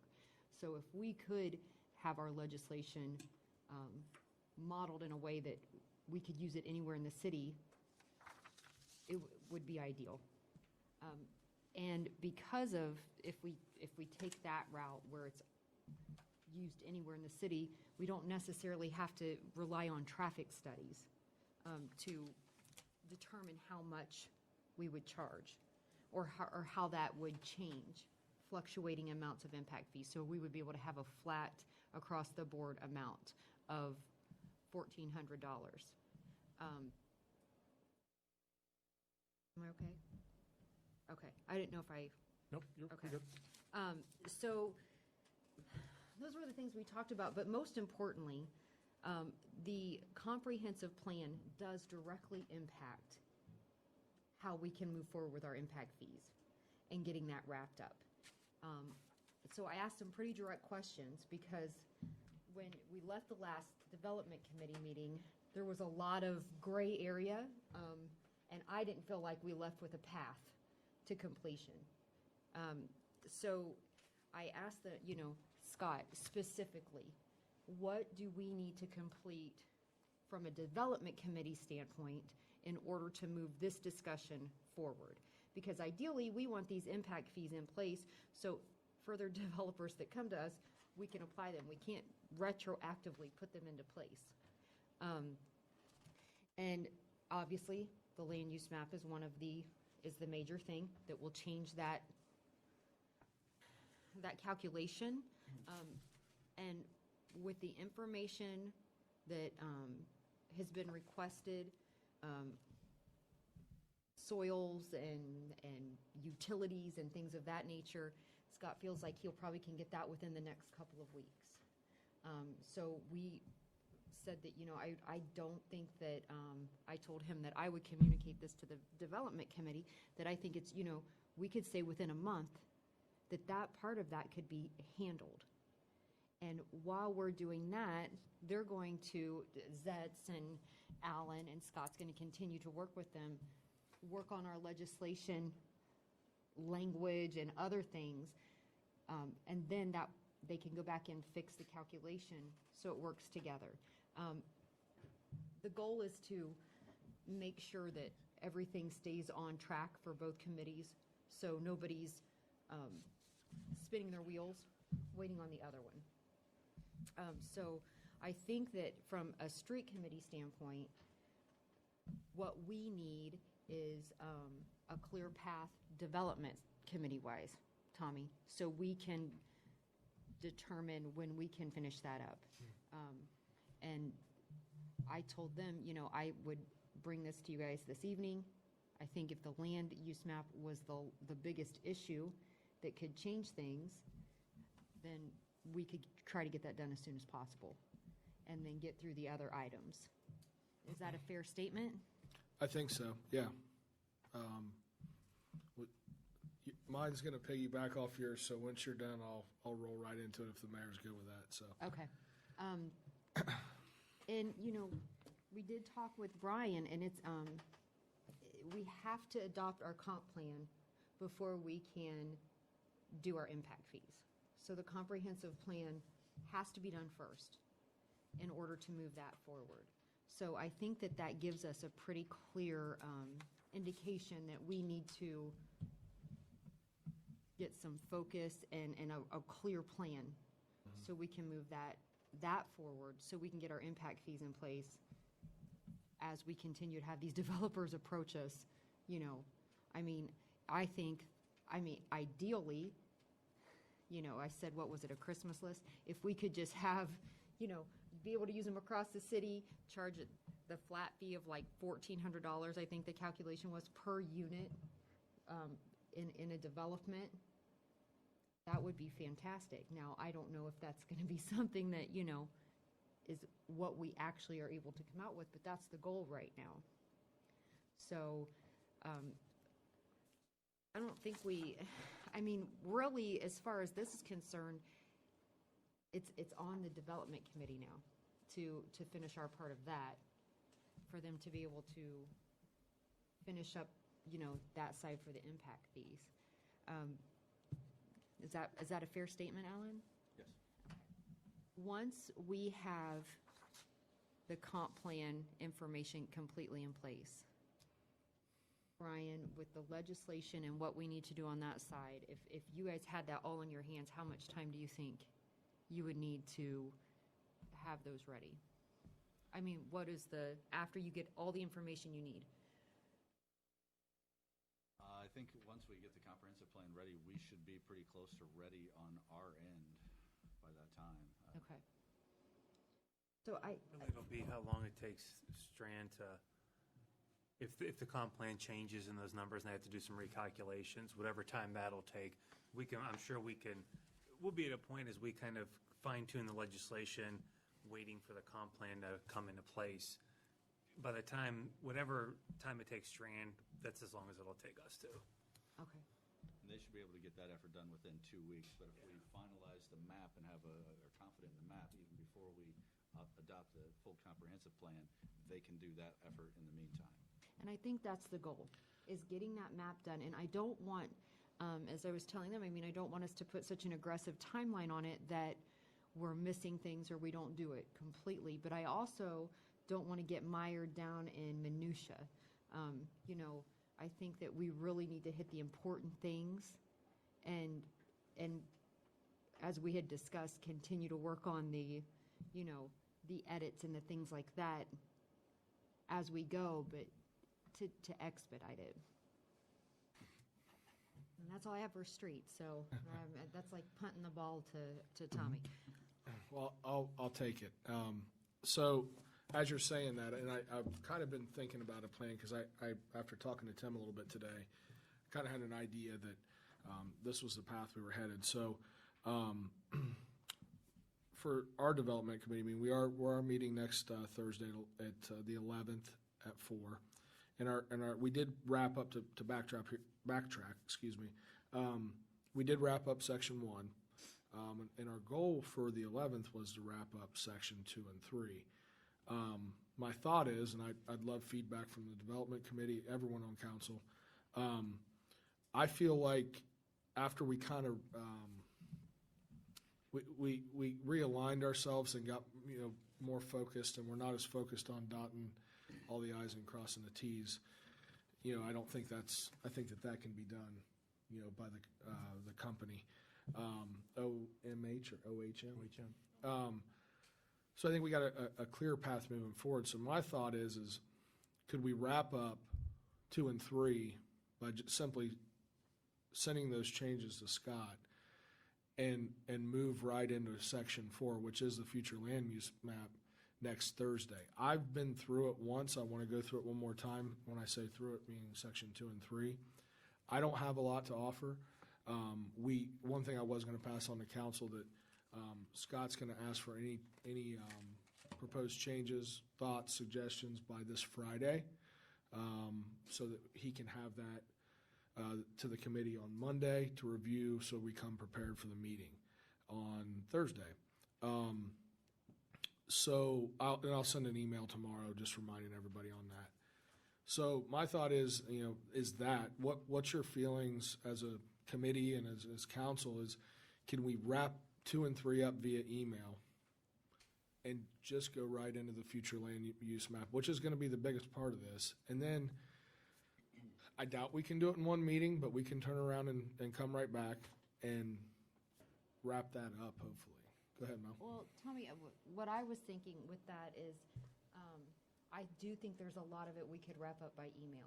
And what I came away, and I'm guilty of it myself because of, the world ended, so it made. She doesn't mean. Almost had a heart attack Yeah, twice, by the way, just in case. What I mean by You that, said wrap it up by email. doing You're it. like, we're wrapping it up by email, and I'm thinking, what are you doing? No, you're not. can I clarify, Brian? What we're saying is we will send our suggestions via email, meaning the committee, to Scott. Right. That's what we've been doing. Instead of sitting and going through every You go with that? capitalization Okay. issue and grammar, correction in the committee sessions where that's not a productive use of our time. We're do sitting pay this, attention. but what I was going to say is, and I'm guilty of it myself, is that in order for us to do that, we have to give our information to Scott ahead of time so he can review it, compile it, and then share it with the rest of the committee so we can do it. And I'm going to kind of take over if you don't want me to speak on your behalf, but it would It's a team really- effort here. It'd really help us. I don't think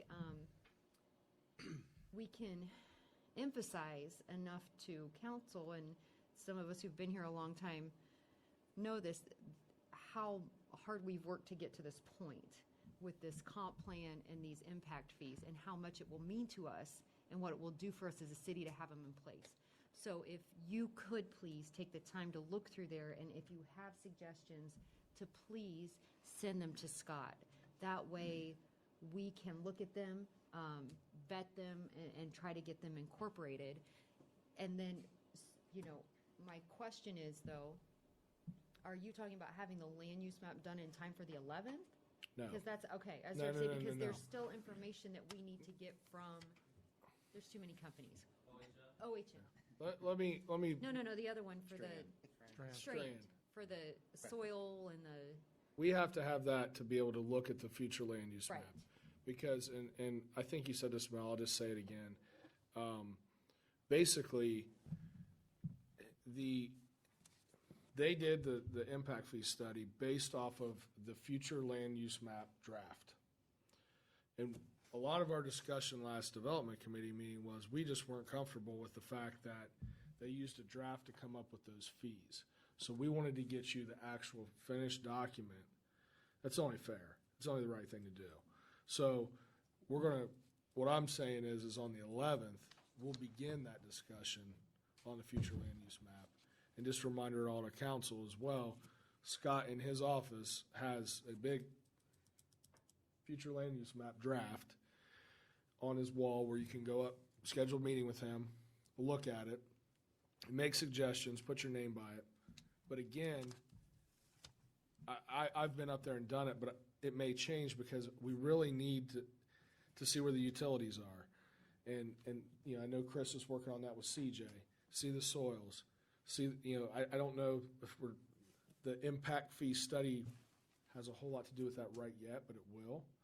So you need that from us more than we need from you. What we really need right now is the utilities, soil, stuff like that. Am I saying that right? Floodplain stuff like that.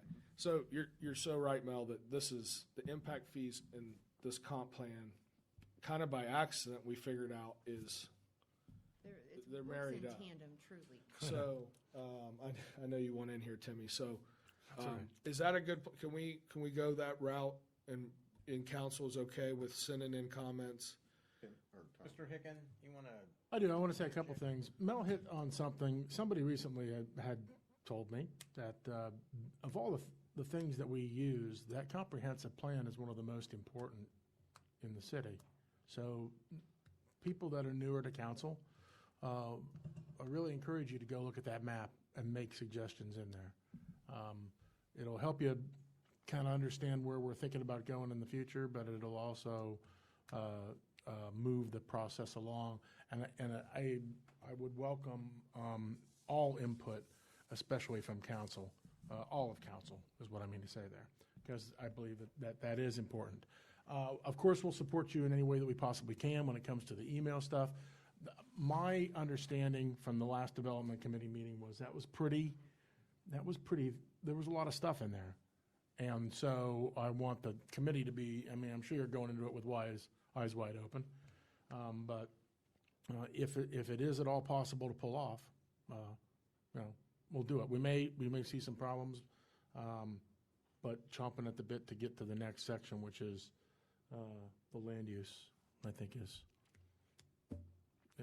And Scott, are you comfortable, and Tim, are you guys comfortable as well jumping into the future land use map on the 11th? I know we're waiting on some stuff, but we can at least begin that discussion. I believe, and we touched on this briefly at the Streets Committee, there could be somewhat two tracks, that we continue, as we discussed, and do the editorial changes, and keep marching through that with the understanding that the future land use map is the key component that's going to take the most work. I think starting that discussion is not a bad idea, that we can keep moving through the editorial changes, get that future land use map, get the discussion started, some changes that need to be made, so that can be working in the background, so. It's definitely doable. I've reached out to OHM to try and get the information that we can put on the map to make those decisions on how land uses will be, so that we can keep marching along. And last thing, Chris, once that, well, let me back up. I think you and CJ have been working, and you're pretty much wrapped up, right? But it's CJ as well. They've sent their shape files over to, I believe his name's Aaron with So OHM. that's been done. It's been sent to them, yes. We're waiting on, okay, perfect. Is there any chance you could check with them and see if there's any way for the 11th we could have that? I will reach out. Andy? Actually, Tommy, I'd like to have it before that. If we're going to be looking at the use map, which is, I think, everything that's been brought up this evening is correct, those items, we really absolutely need to have them. Otherwise, we're going to go back. And I don't want to waste time, just as Mel doesn't want to waste time. I don't want to go back and revisit it if we get a new piece of information in. That'd be counterproductive in itself. Okay. That may necessitate the moving of the meeting. And if I can add one more thing, Tommy, and that's exactly what I was going to say is what Mr. Hicken just hit on, was that is not only in the spirit of moving things forward, quickly, if possible, but also being respectful of the time of everyone else. So if we, come to where we don't have the information that we need, or Scott hasn't received comments, it's personally, if we aren't prepared, I don't see the reason to keep administration here after hours to have a meeting. So I mean, I feel like if we don't have the information we need, or we haven't given administration comments that they need to prepare ahead of time, it doesn't, my opinion, but meetings have never been productive when we've come in cold and said, this is what I think, and then we just have to wait for them to get it back to us. I think that's not, we end up having the next meeting, having to go over everything we just talked about the last time. So, and I say that, that's on myself as much as everyone else, to make sure we get those ahead of time to him. And I agree with you 100%, but I would, just my 2 cents on that is I would keep the 11th even if we don't have that, because we still need to talk about scenic view. And we could hash out 2 and 3 that night and go over what we've proposed via email to Scott, Brian. Our emails to Scott. Yeah, we'll just vote via email. That'll do. So are you guys good with that? Let's just keep that. Kathy, I'll get you, we'll maybe tweak the purpose. But we'll keep that one to hash those out. And hopefully we've got some stuff, so. That was a good team effort, but I think we're done. Well, and I just want to say, I know that for me too, when I look at the map, I don't know crap about soil. Okay, I don't know about any of that stuff. So don't let that intimidate you looking at that plan or the map. Ask Scott questions. He'll explain it to you. May or may not impact your opinion on what you think, but that's exactly what it is. It's just our opinion to, thoughts, so we can kind of see where council is. So when it is time to adopt the plan, we're on a better path to getting it instead of having to sit and debate it and redo it in session. not trying to skirt public meetings at all. Sure. Your heart rate back to normal? Yes, I have a couple swigs in my water, I'm good. Might not be water after the meeting.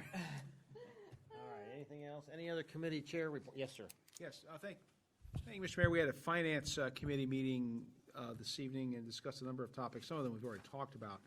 We did present the 2021 budget schedule, and Mr. Hicken has indicated that the administration can conform with that. We'll get you a copy of that.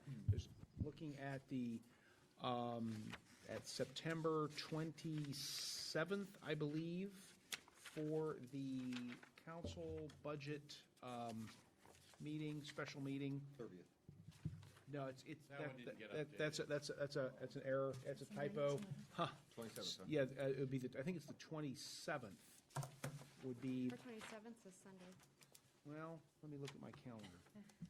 It's a Sunday. I'm not coming. That's okay. Right.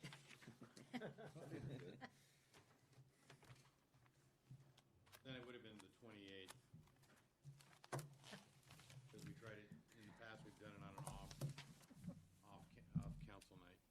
September 30th is a Wednesday. Correct. So it would be I'm sorry, it'd be the 28th. It would be the Monday. September 28th. September 28th would be the Monday. That would give us, I think, 3 Mondays in a row. So if we'll just look at that. If somebody council, let me know what you want to do in terms of the day. But we're looking at doing it in between the second council meeting in September and the first council meeting in October, which is Monday the 5th. So let us know. We can do it on an off night if necessary. We typically do that at 6 o'clock. There was a discussion on the income tax code revision. Currently, Jamie is allowed to return payments that were made going back 3 years. But these are payments that are made by folks who don't live in the city or don't work in the city and therefore have no tax obligation to the city. He's going to work with Mr. Zetz. It was the opinion of the committee to allow that to go back 5 years, so he can do that on his own. Is that correct, Jamie? 5 years? Five-year look-back period. Filing years, yes. He went over supplemental appropriation. I won't go over that. That'll be coming out pretty soon to make some adjustments. We did talk about internal controls. Jamie's going to work with Mr. Zetz to determine if the audits that we have from the state and from our external auditor meet the Charter Commission requirement, to work with Mr. Zetz to see if legally we're doing that. And then and the suggestion of Mr. Epperson, that was an issue. Maybe we're going to have the Charter Commission looking at that, to relook at that specific provision to see if that's something we need to keep or not. The city's in the process of updating the employee handbook. That's going through a scrub right now with Mr. Stankunas and the finance department. The other issue that we did talk about was what Jamie alluded to, was the financial shortfall that we have. And another issue that we didn't talk about at the committee, but it's a budget-related issue. I'm going to bring it up now. I think I talked to Mr. Tickett about this, was the mayor's court Yes. issue. I believe you should have gotten some information about mayor's court. I don't know if that was passed out to everybody on council or not. I never heard back from it. It was not. It was passed to leadership, Todd. Okay, I'm sorry. Well, then I don't want to discuss it then. But we authorized the bailiff position.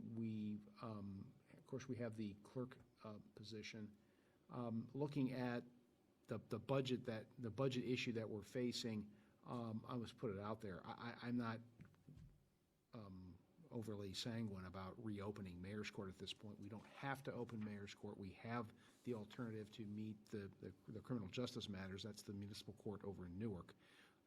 They're perfectly capable of doing everything. The only thing that Mr. Sasson, who's the law director in Newark, we have a contract with him. The only thing that he does not do in his contract is our code violations.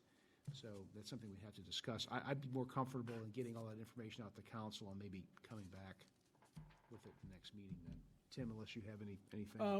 I would briefly say, as long as council is prepared at the this is not us doing away with mayor's court. No. This is a fiscal decision. I did talk to Mr. Kelsey today prepped him for the possibility that this might be the discussion. He'll be in here at 10 tomorrow, and I'm sure he and I can talk about it. Mayor, if you're free, I know it'll be a sunny day. You'll probably be out making hay while the sun's shining, but you're welcome, of course. That would be the one thing. There was a time throughout the process where I think there was an overall or overreaching belief that maybe we should just do away with mayor's court. And I think I'm no longer in that position. I think I would want to reconstitute it once we realize what the fiscal burden on the city is, once we plan for it. That would be my 2 cents. Right, after looking, and we talked about this earlier at other meetings, I think that the mayor's court's kind of like the pool. It's a nice service to have for citizens. We're not looking to make a profit. But unlike the pool, there is an alternative to handle the criminal justice needs of the folks that are cited by our officers, which is the municipal court over in Newark, which is now up and running as of today. They're back for the criminal side pretty much in full swing. So, but we'll get that information out to council. We can discuss that. Maybe we can have a magistrate come to the meeting, Mayor, if he wants to. I know he and I always like to banter back and forth and ask each other questions. So anyway, I think Mr. Lee has something. Yeah, I really would like to see the numbers on it. I do think it's a good service to the city. But one other thing I'd be curious to see, and I think this would probably be for Chief Brooks and for you, Scott, is on top of the financials is, I know it's a convenience also, not just for our citizens, but it's a convenience for our police officers not having to run to Newark. And it's also a convenience for Mr. Blake being able to handle things here in-house instead of going to Newark however many times. So I guess, is there any way to quantify that? Like, we could quantify it. I mean, Mr. Kelsey can tell us what the case report is. We have to report to the Supreme Court every quarter. Yeah, I'd just like to know how much. If we wanted to, there's nothing, and Mr. Zetz, I think this is correct. We could just have mayor's court if we wanted to. It's just an idea, just to do our code violations. There's no reason why we couldn't do that. Just for code violations, if they started coming into court and we were in a position where we weren't fully opening mayor's court for traffic violations and criminal law violations. If we did open back up for traffic violations and stuff like that, I do know there's again, the time the officers take to get there and the overtime. Absolutely. No. I just like to see, does that make sense? Like, No, I'd kind of like to. It's a valid point. I'd like to understand. You're gonna have to weigh in with the chief and Kip on some of these points that, like you just said, the overtime for those guys to go down there and sit and so let's get. I'd just like to see the whole package, just like Lanier did with the pool. Right. So. On Todd's idea of opening up for code violations, you have to have a clerk and a bailiff for that. Could you avoid having that? Could you avoid having the clerk and/or the bailiff to do that? You're not talking about criminal cases per se. So, could you do that in that What fashion? we've been using now is an officer, and that officer is paid by the fines that come out of that. So there's no real cost there, whether we did the bailiff or continue with an officer. The clerk is another issue that would be, talking about. Helps. Okay. Kip Kelsey's been doing the clerk duty sort of ad hoc, For a couple months. So he hasn't been doing anything because right now there's nothing to do. So, but Andy, that's a good question. It's just, we need to look at that as we had the report from Lanier and from Mr. Kent about the pool, mayor's court as well. It's a similar situation. We'll get Kip and Bruce in here. Yeah, awesome. Give you all the stuff. Very good. Thanks. Jamie will get that, finance will get that. Zoning parts. Unless there's any questions about that, I think that's all I have from the finance report. Thank you, Mr. Mayor. Any other committee chair reports? All right, unfinished business. Ordinance 2019-4354. Any desire to take that off the table? I'll ask one more time. Mr. Mayor, I'll make a motion to remove ordinance 2019-4354 from the table. Okay, got a motion to take this off the table. Need a second? Second it. Seconded by Mrs. Carter. Discussion? Real quick, it just procedurally, Mr. Zetz, since this is still on the old reading, do I recuse myself from anything until the new amendments applied to it? That's a good question. Boy, that is a good question. That is a good question. Didn't it already change once? No. No, it didn't. So No, this I is the guess old- this is the old one. To be completely safe, I would recuse yourself from removing it, and then Until it's once amended. after that, you'll be all set, because it'll be under the new planning commission recommendation, which you were not part of. Once it's amended, he can partake. Right. Do I vote on the amendment? Yes. That would be a recusal as well, right? Well, no, because the amendment has to deal with the new planning commission matter. Okay, all right, just want to be clear. Mr. Sess, what about me? I mean, I even seconded the motion to take it off the table, but this one still includes the Licking Heights language until the amendment, correct? Right, because then they removed the 10 acres from. Right, so I Correct. need to recuse myself from Correct. that. I'll need a second on that I'll motion. second it, Mayor. Seconded by Mr. Walther. Okay, this would be motion to take it off the table. Go ahead, Kathy. Walther, Yes. Epperson, Recused. Barstow, No. Hampshire, Yes. Gaelic, Yes. Lee, Yes. Carter, Recuse. Okay, off the table, back to the ordinance. Just have Kathy read it now?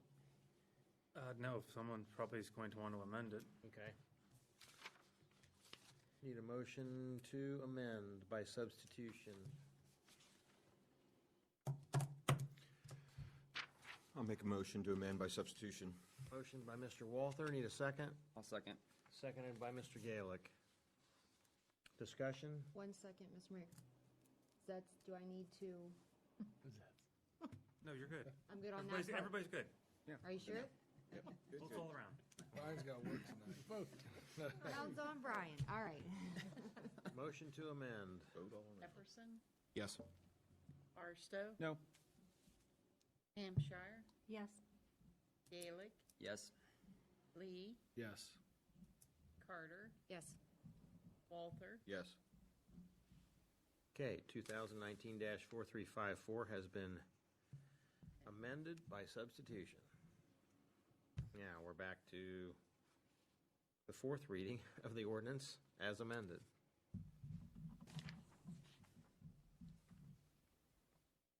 I need a couple people. So moved? Yep, I'm going Okay, to second got a it. motion by, I know you had your hand first. That's so okay. It's okay. Mr. Walther, and then seconded by Mrs. Carter. And it's already been, does it need read? It technically needs read again. Kathy? As Thank amended. you.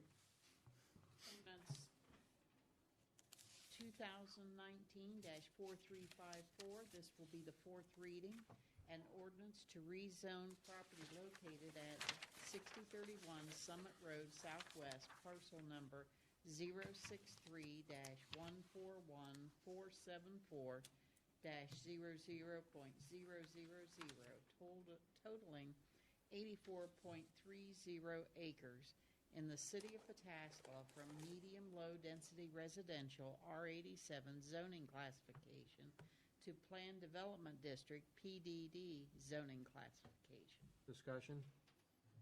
Yes, sir. Mayor, I've got a couple questions, and I wanted to first ask, we had a couple people give some testimony tonight in the citizens' comments. One of the statements, Scott, was that this is not in line with the 2006 comp plan. Is that correct? Density, yes.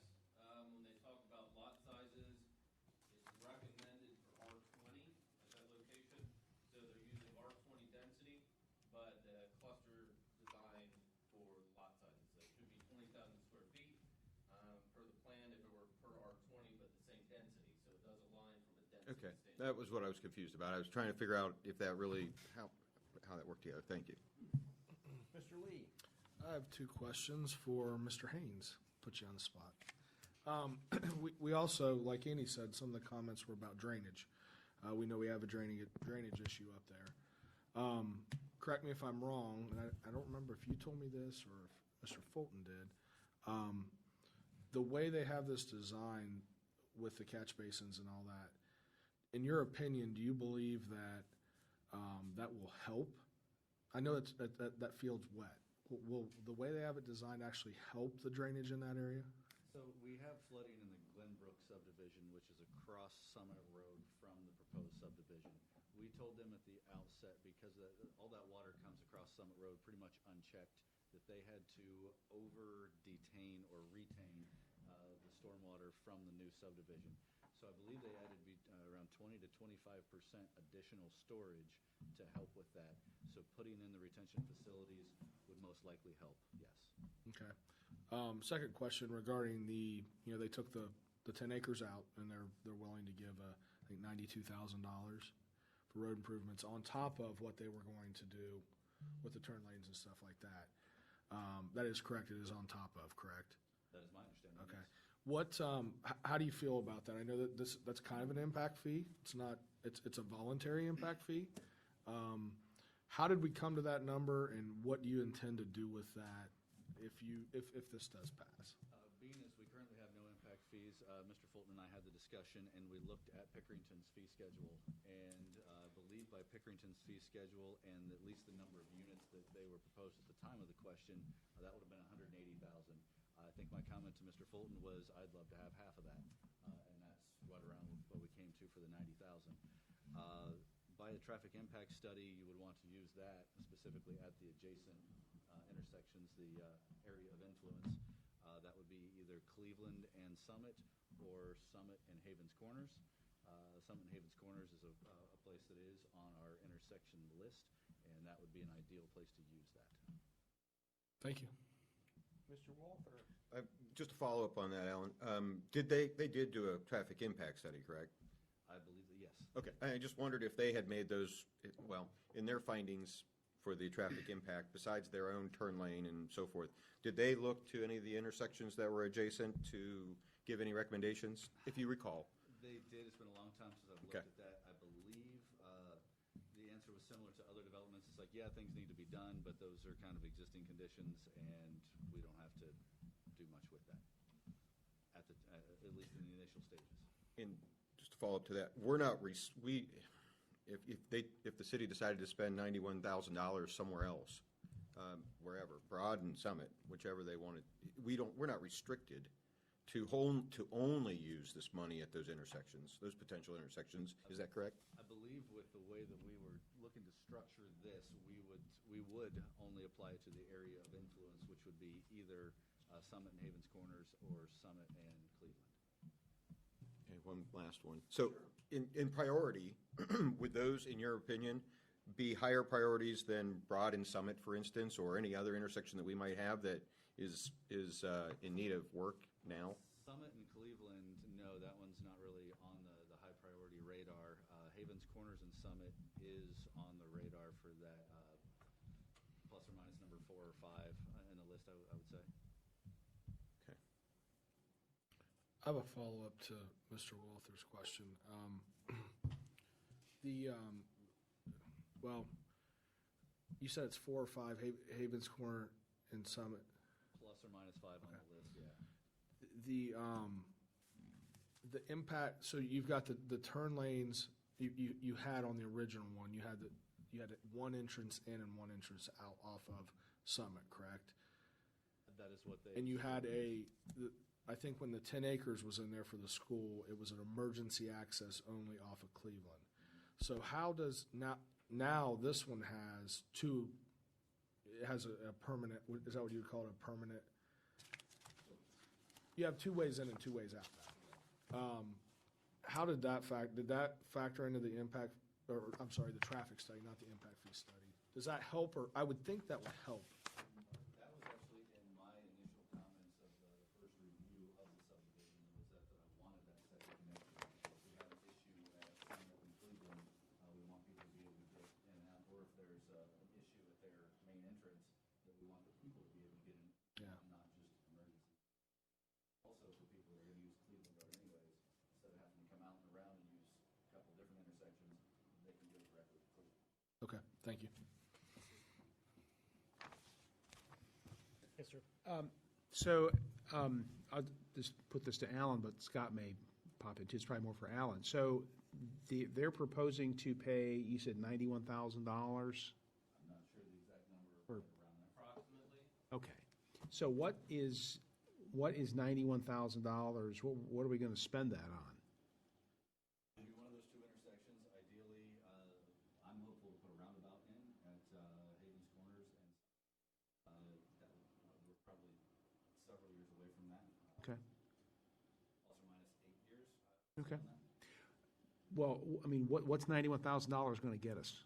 10 to 15%. Okay. That's what it costs. Roughly, roundabouts usually take over $1 million. I think we can make it. Okay.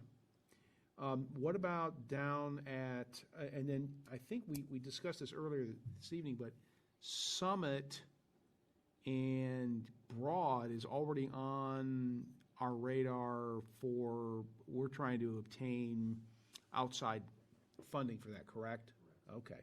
And then at Summit and Cleveland, there's no thought of doing anything with that intersection? Not in the short term. Okay, okay. Now, what about up at where Sage Point, where the traffic comes out onto Summit? It's called Sage Point Avenue, if I'm looking at this right. Right across there is Windward Avenue, which is the entrance, or one of the entrances into, I can't remember the name of that neighborhood. Glenbrook, thank you. What about, is there anything going to have to be done there? Yes, as part of their impact study, the access points to their subdivision, there's already a left turn lane northbound into Glenbrook. As part of this, they'll have to add the left turn southbound into the proposed subdivision. And they're going to do that outside of the $91,000? Yes. Okay.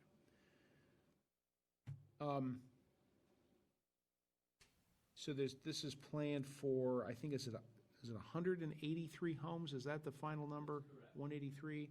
So that would be 400 or 500 people moving in here? I mean, 4 people per house? Arguably. 800, 600, 700 people, okay. And then there would be, 1 or 2 kids, so 350 of varying ages, right? Is that crazy? What's I think was the 2-point national average for kids per house is 2 Okay. point something. So if you have 2 parents, 2 kids, it's 4 per house. However, we've seen in some of the newer developments that some places don't have kids. So you Sure, I never understand. really, I understand. find the polls. Okay. We could anywhere from 180 to 350 kids for Licking Heights schools, of varying ages. They wouldn't all be going to one school, but they'd be varying ages, right? You could have high schoolers, elementary kids. I would assume. Okay, all right. How many phases, Scott? How many phases? 4 or 5, I believe, is what they initially had shown. However, a lot of the phasing depends upon market and then selling them and things like that. Yeah, it does show 5 phases. I mean, obviously, if we have another round of COVID later on, that could impact that just as things did in 2008, so, right, okay. Mrs. Carter? Thanks, guys. 5 phases, is that does that include the full build-out? Is that that number just the first phase? 183, 5 phases, full build-out. Okay, so that's 5 full build-out phases.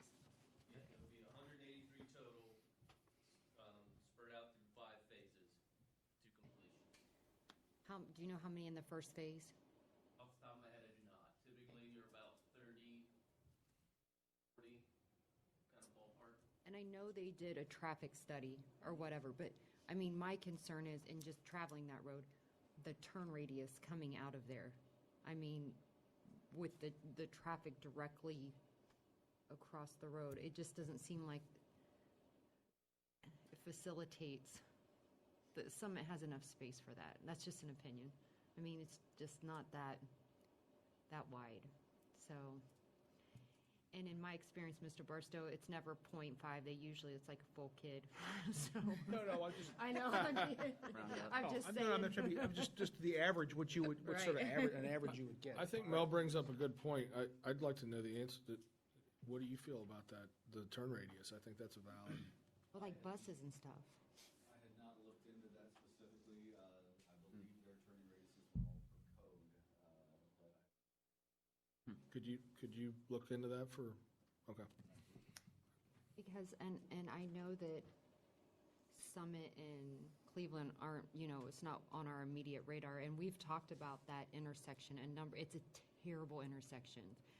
Now, if you're on Cleveland heading east to cross over Summit and continue, or coming either of those directions, it's very difficult to see who's coming either way. And I've watched buses turn on there, and cars have to back up several lengths for the buses to be able. And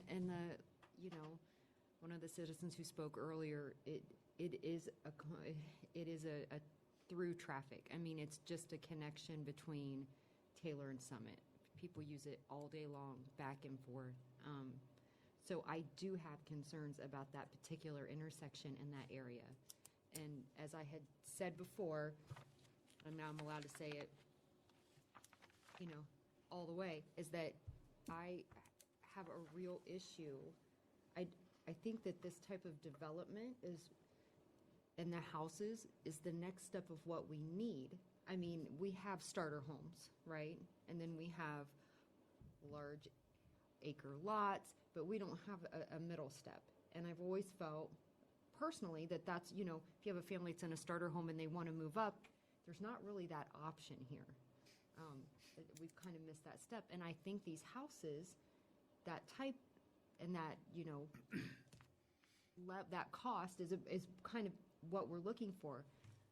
But I do not believe our infrastructure on Summit Road supports houses being built there. I mean, and I know the developers have argued with me about this before, but you can't tell me you're going to add 180 plus houses, but it's not going to put an additional strain on the intersections. It just doesn't make sense. And we need to put a roundabout in. We need to do something with Havens Corners and Summit, period.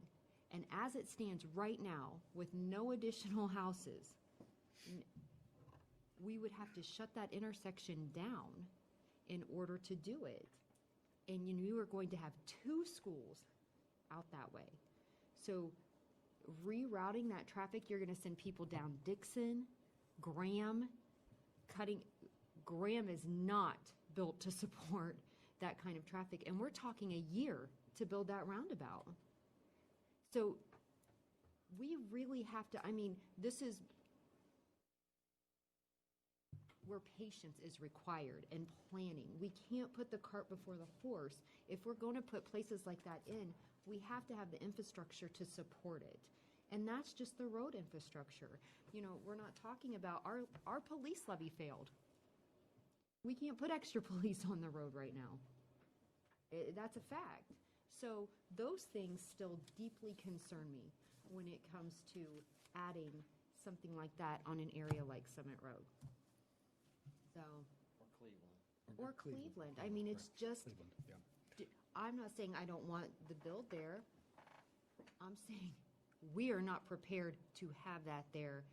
And we do have a duty to the citizens who already live there. Mr. Epperson. Ms. Carter hit a lot of my points. I did have a couple questions, though, for both Scott and Alan. Scott first. You may know this, in your experience with similar-sized neighborhoods, how long, on average, was the build-out time?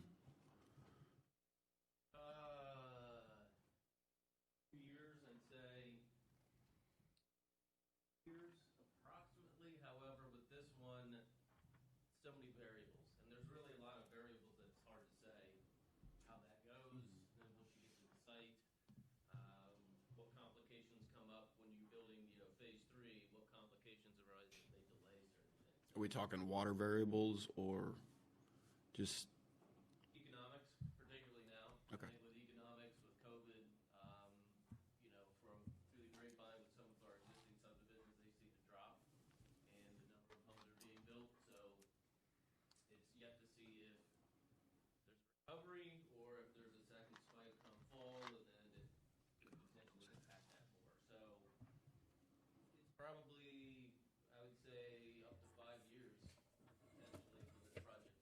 So 3 to 5 in that ballpark.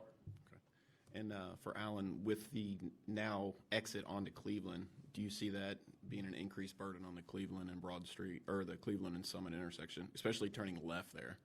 I wouldn't think it would be much more so. I think people are going to use Cleveland would use either way. That's all I have. Mr. Mayor, just to answer Mrs. Carter's question, it looks like Phase 1 by my count would be about 35 homes, by my count. That's, And construction traffic too. and Phase 1 is out on Summit. That's Phase 1, according to that's right, those would be right out on Summit. So all those folks would be coming out onto Summit. So Cleveland and Windward would create pretty much a four-way intersection then, right? No. It's Monarch? Monarch and Sage Point, I'm sorry. Right. Windward and Sage Point. Windward, yeah, you're right. That's Windward, I think it's Windward and Sage Point. Windward. And Sage Point. Monarch's on the other side. Monarch's the Okay. other way. Monarch's off of Cleveland, Windward's off Right. Summit. Right. So you'd have Sage Point Way and Windward. Coming into Summit. Correct. Both with left turn. Mr. Walther? Yeah. Chris, just another quick question on the infrastructure here. These utilities, this is Southwest Licking Water and Sewer, so it's not going to cause us any issues with pressures or water demands or sewer issues? That's correct. It's all Southwest Licking over there. Okay. That's the new water line they just took down there a couple Mhm. years ago, right? Yeah, so this is cool. We tore up our roads. Okay. Any other discussions? All right. What's council's pleasure? I don't believe anything. We can't do anything. Point of order, Oh, Mr. that's Mayor, right. we- It's got to go one more time. Okay, gotcha. It'll have to come All back. right, moving on. New business, motion. Got a motion to confirm the appointment of Martin Eichholz, Mitch Friel, Steve Garavuso, Benjamin Hubble, Stephen Hellwagon, Stephanie Dougherty, and Barb Triplett to the 2020 Charter Review Commission. So moved. Second. Moved by Mr. Barstow, seconded by Mr. Epson. Discussion? I just want to say, this is a great lineup of citizens. It's a really good cross-section, so congratulations to my fellow council members for getting these folks. Any other discussion? Kathy, when you're ready? Hampshire, Yes. Gaelic, Yes. Lee, Yes. Carter, Yes. Walther, Yes. Epperson, Yes. Barstow. Yes. Motion passes. Motion to appoint Kathy Hoskinson, Clerk of Council, as Councilman Brandon Gaelick's representative to complete the required House Bill 9 certified training on his behalf. So moved. Moved by Mr. Barstow, Second. seconded by Mr. Lee. Discussion and roll. Gaelic, Yes. Lee, Yes. Carter, Yes. Walther, Yes. Epperson, Yes. Barstow, Yes. Hampshire, Yes. Motion passes. Additional citizens' comments. Do we have anybody? Okay, please do. Yes, sir. They're out there having pizza, by the way. Pizza? Yeah, they're out there. Jeff Spicoli's out there having pizza with them. Having Yeah. pizza. That's right. Sausage, that's right. Mr. Pizza I Guy. think it's Mr. Pizza. is the- Mr. Pizza Guy. brought the pizza. Yeah. Mr. Pizza brought Okay. Did you look really carefully, Scott? Bathrooms. Behind the vending machines and everything. Check it out. The broken and empty vending machine. Wait out there. That's why our vending machines are empty, right? Okay, all right. All right. What do you got for me, Mr. Barstow? Mr. Mayor, I move we go into executive session pursuant to Revised Code Section 121.22G3 to conference with an attorney for the city of Pataskla concerning a dispute involving the city that is the subject of pending court action. Invited into the section are Timothy Hicken, Brian Zetz, and Chris Sherrock. Got a motion. Need a second? Second. Seconded by Mr. Walther. Discussion and roll, please. Lee, Yes. Carter, Yes. Walther, Yes. Epperson, Yes. Barstow, Yes. Hampshire, Yes. Gaelic, Yes. Okay, we're going upstairs. Executive session at 9:10. Kathy, do I stop it? no, I'll do it. Seriously, don't touch it, Mother. Don't screw it.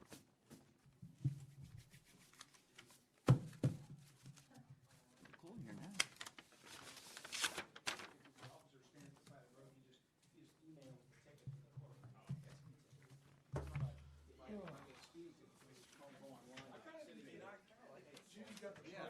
You don't have to come to court. I know, you can't see her at all. Do we have that? Yes, we have that. I want to switch seats. No. Because you can't be seen on TV over here? Yeah, Mr. Lee. No switching of We can seats. move the camera. Excuse me. Could move the camera, but there's no Move the switching. camera back. The seats are in, I had a in good seat cement. in the other room. too. Change the Back sign. corner. That's true. Who said that? Thank you. Thanks a lot, Ed. Let me know when you're ready. Just a second here. And action.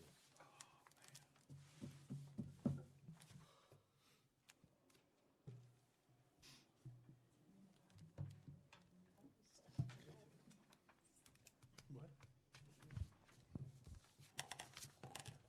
Swimsuit now, boy. Ready?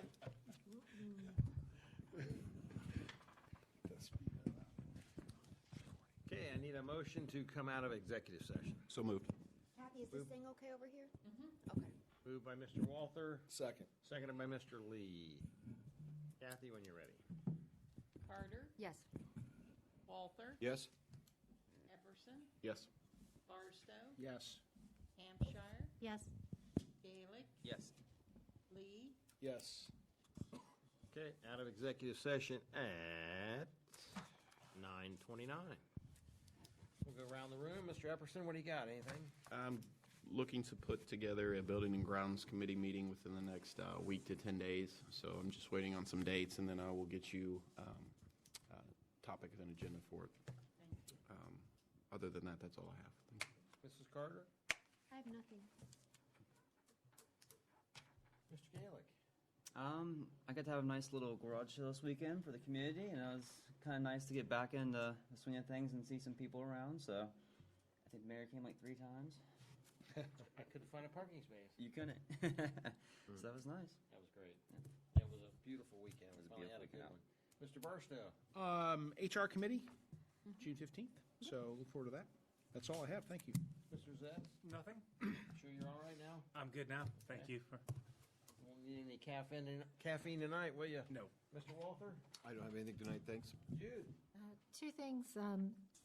My son is in the final stretch of that Eagle project, Licking County at Black Hand Gorge. So if anybody wants to get in on that, we'll make sure you have enough space between you and other people. And I also wanted to let everybody know that Tall Timbers did not weather the COVID, and they have closed down.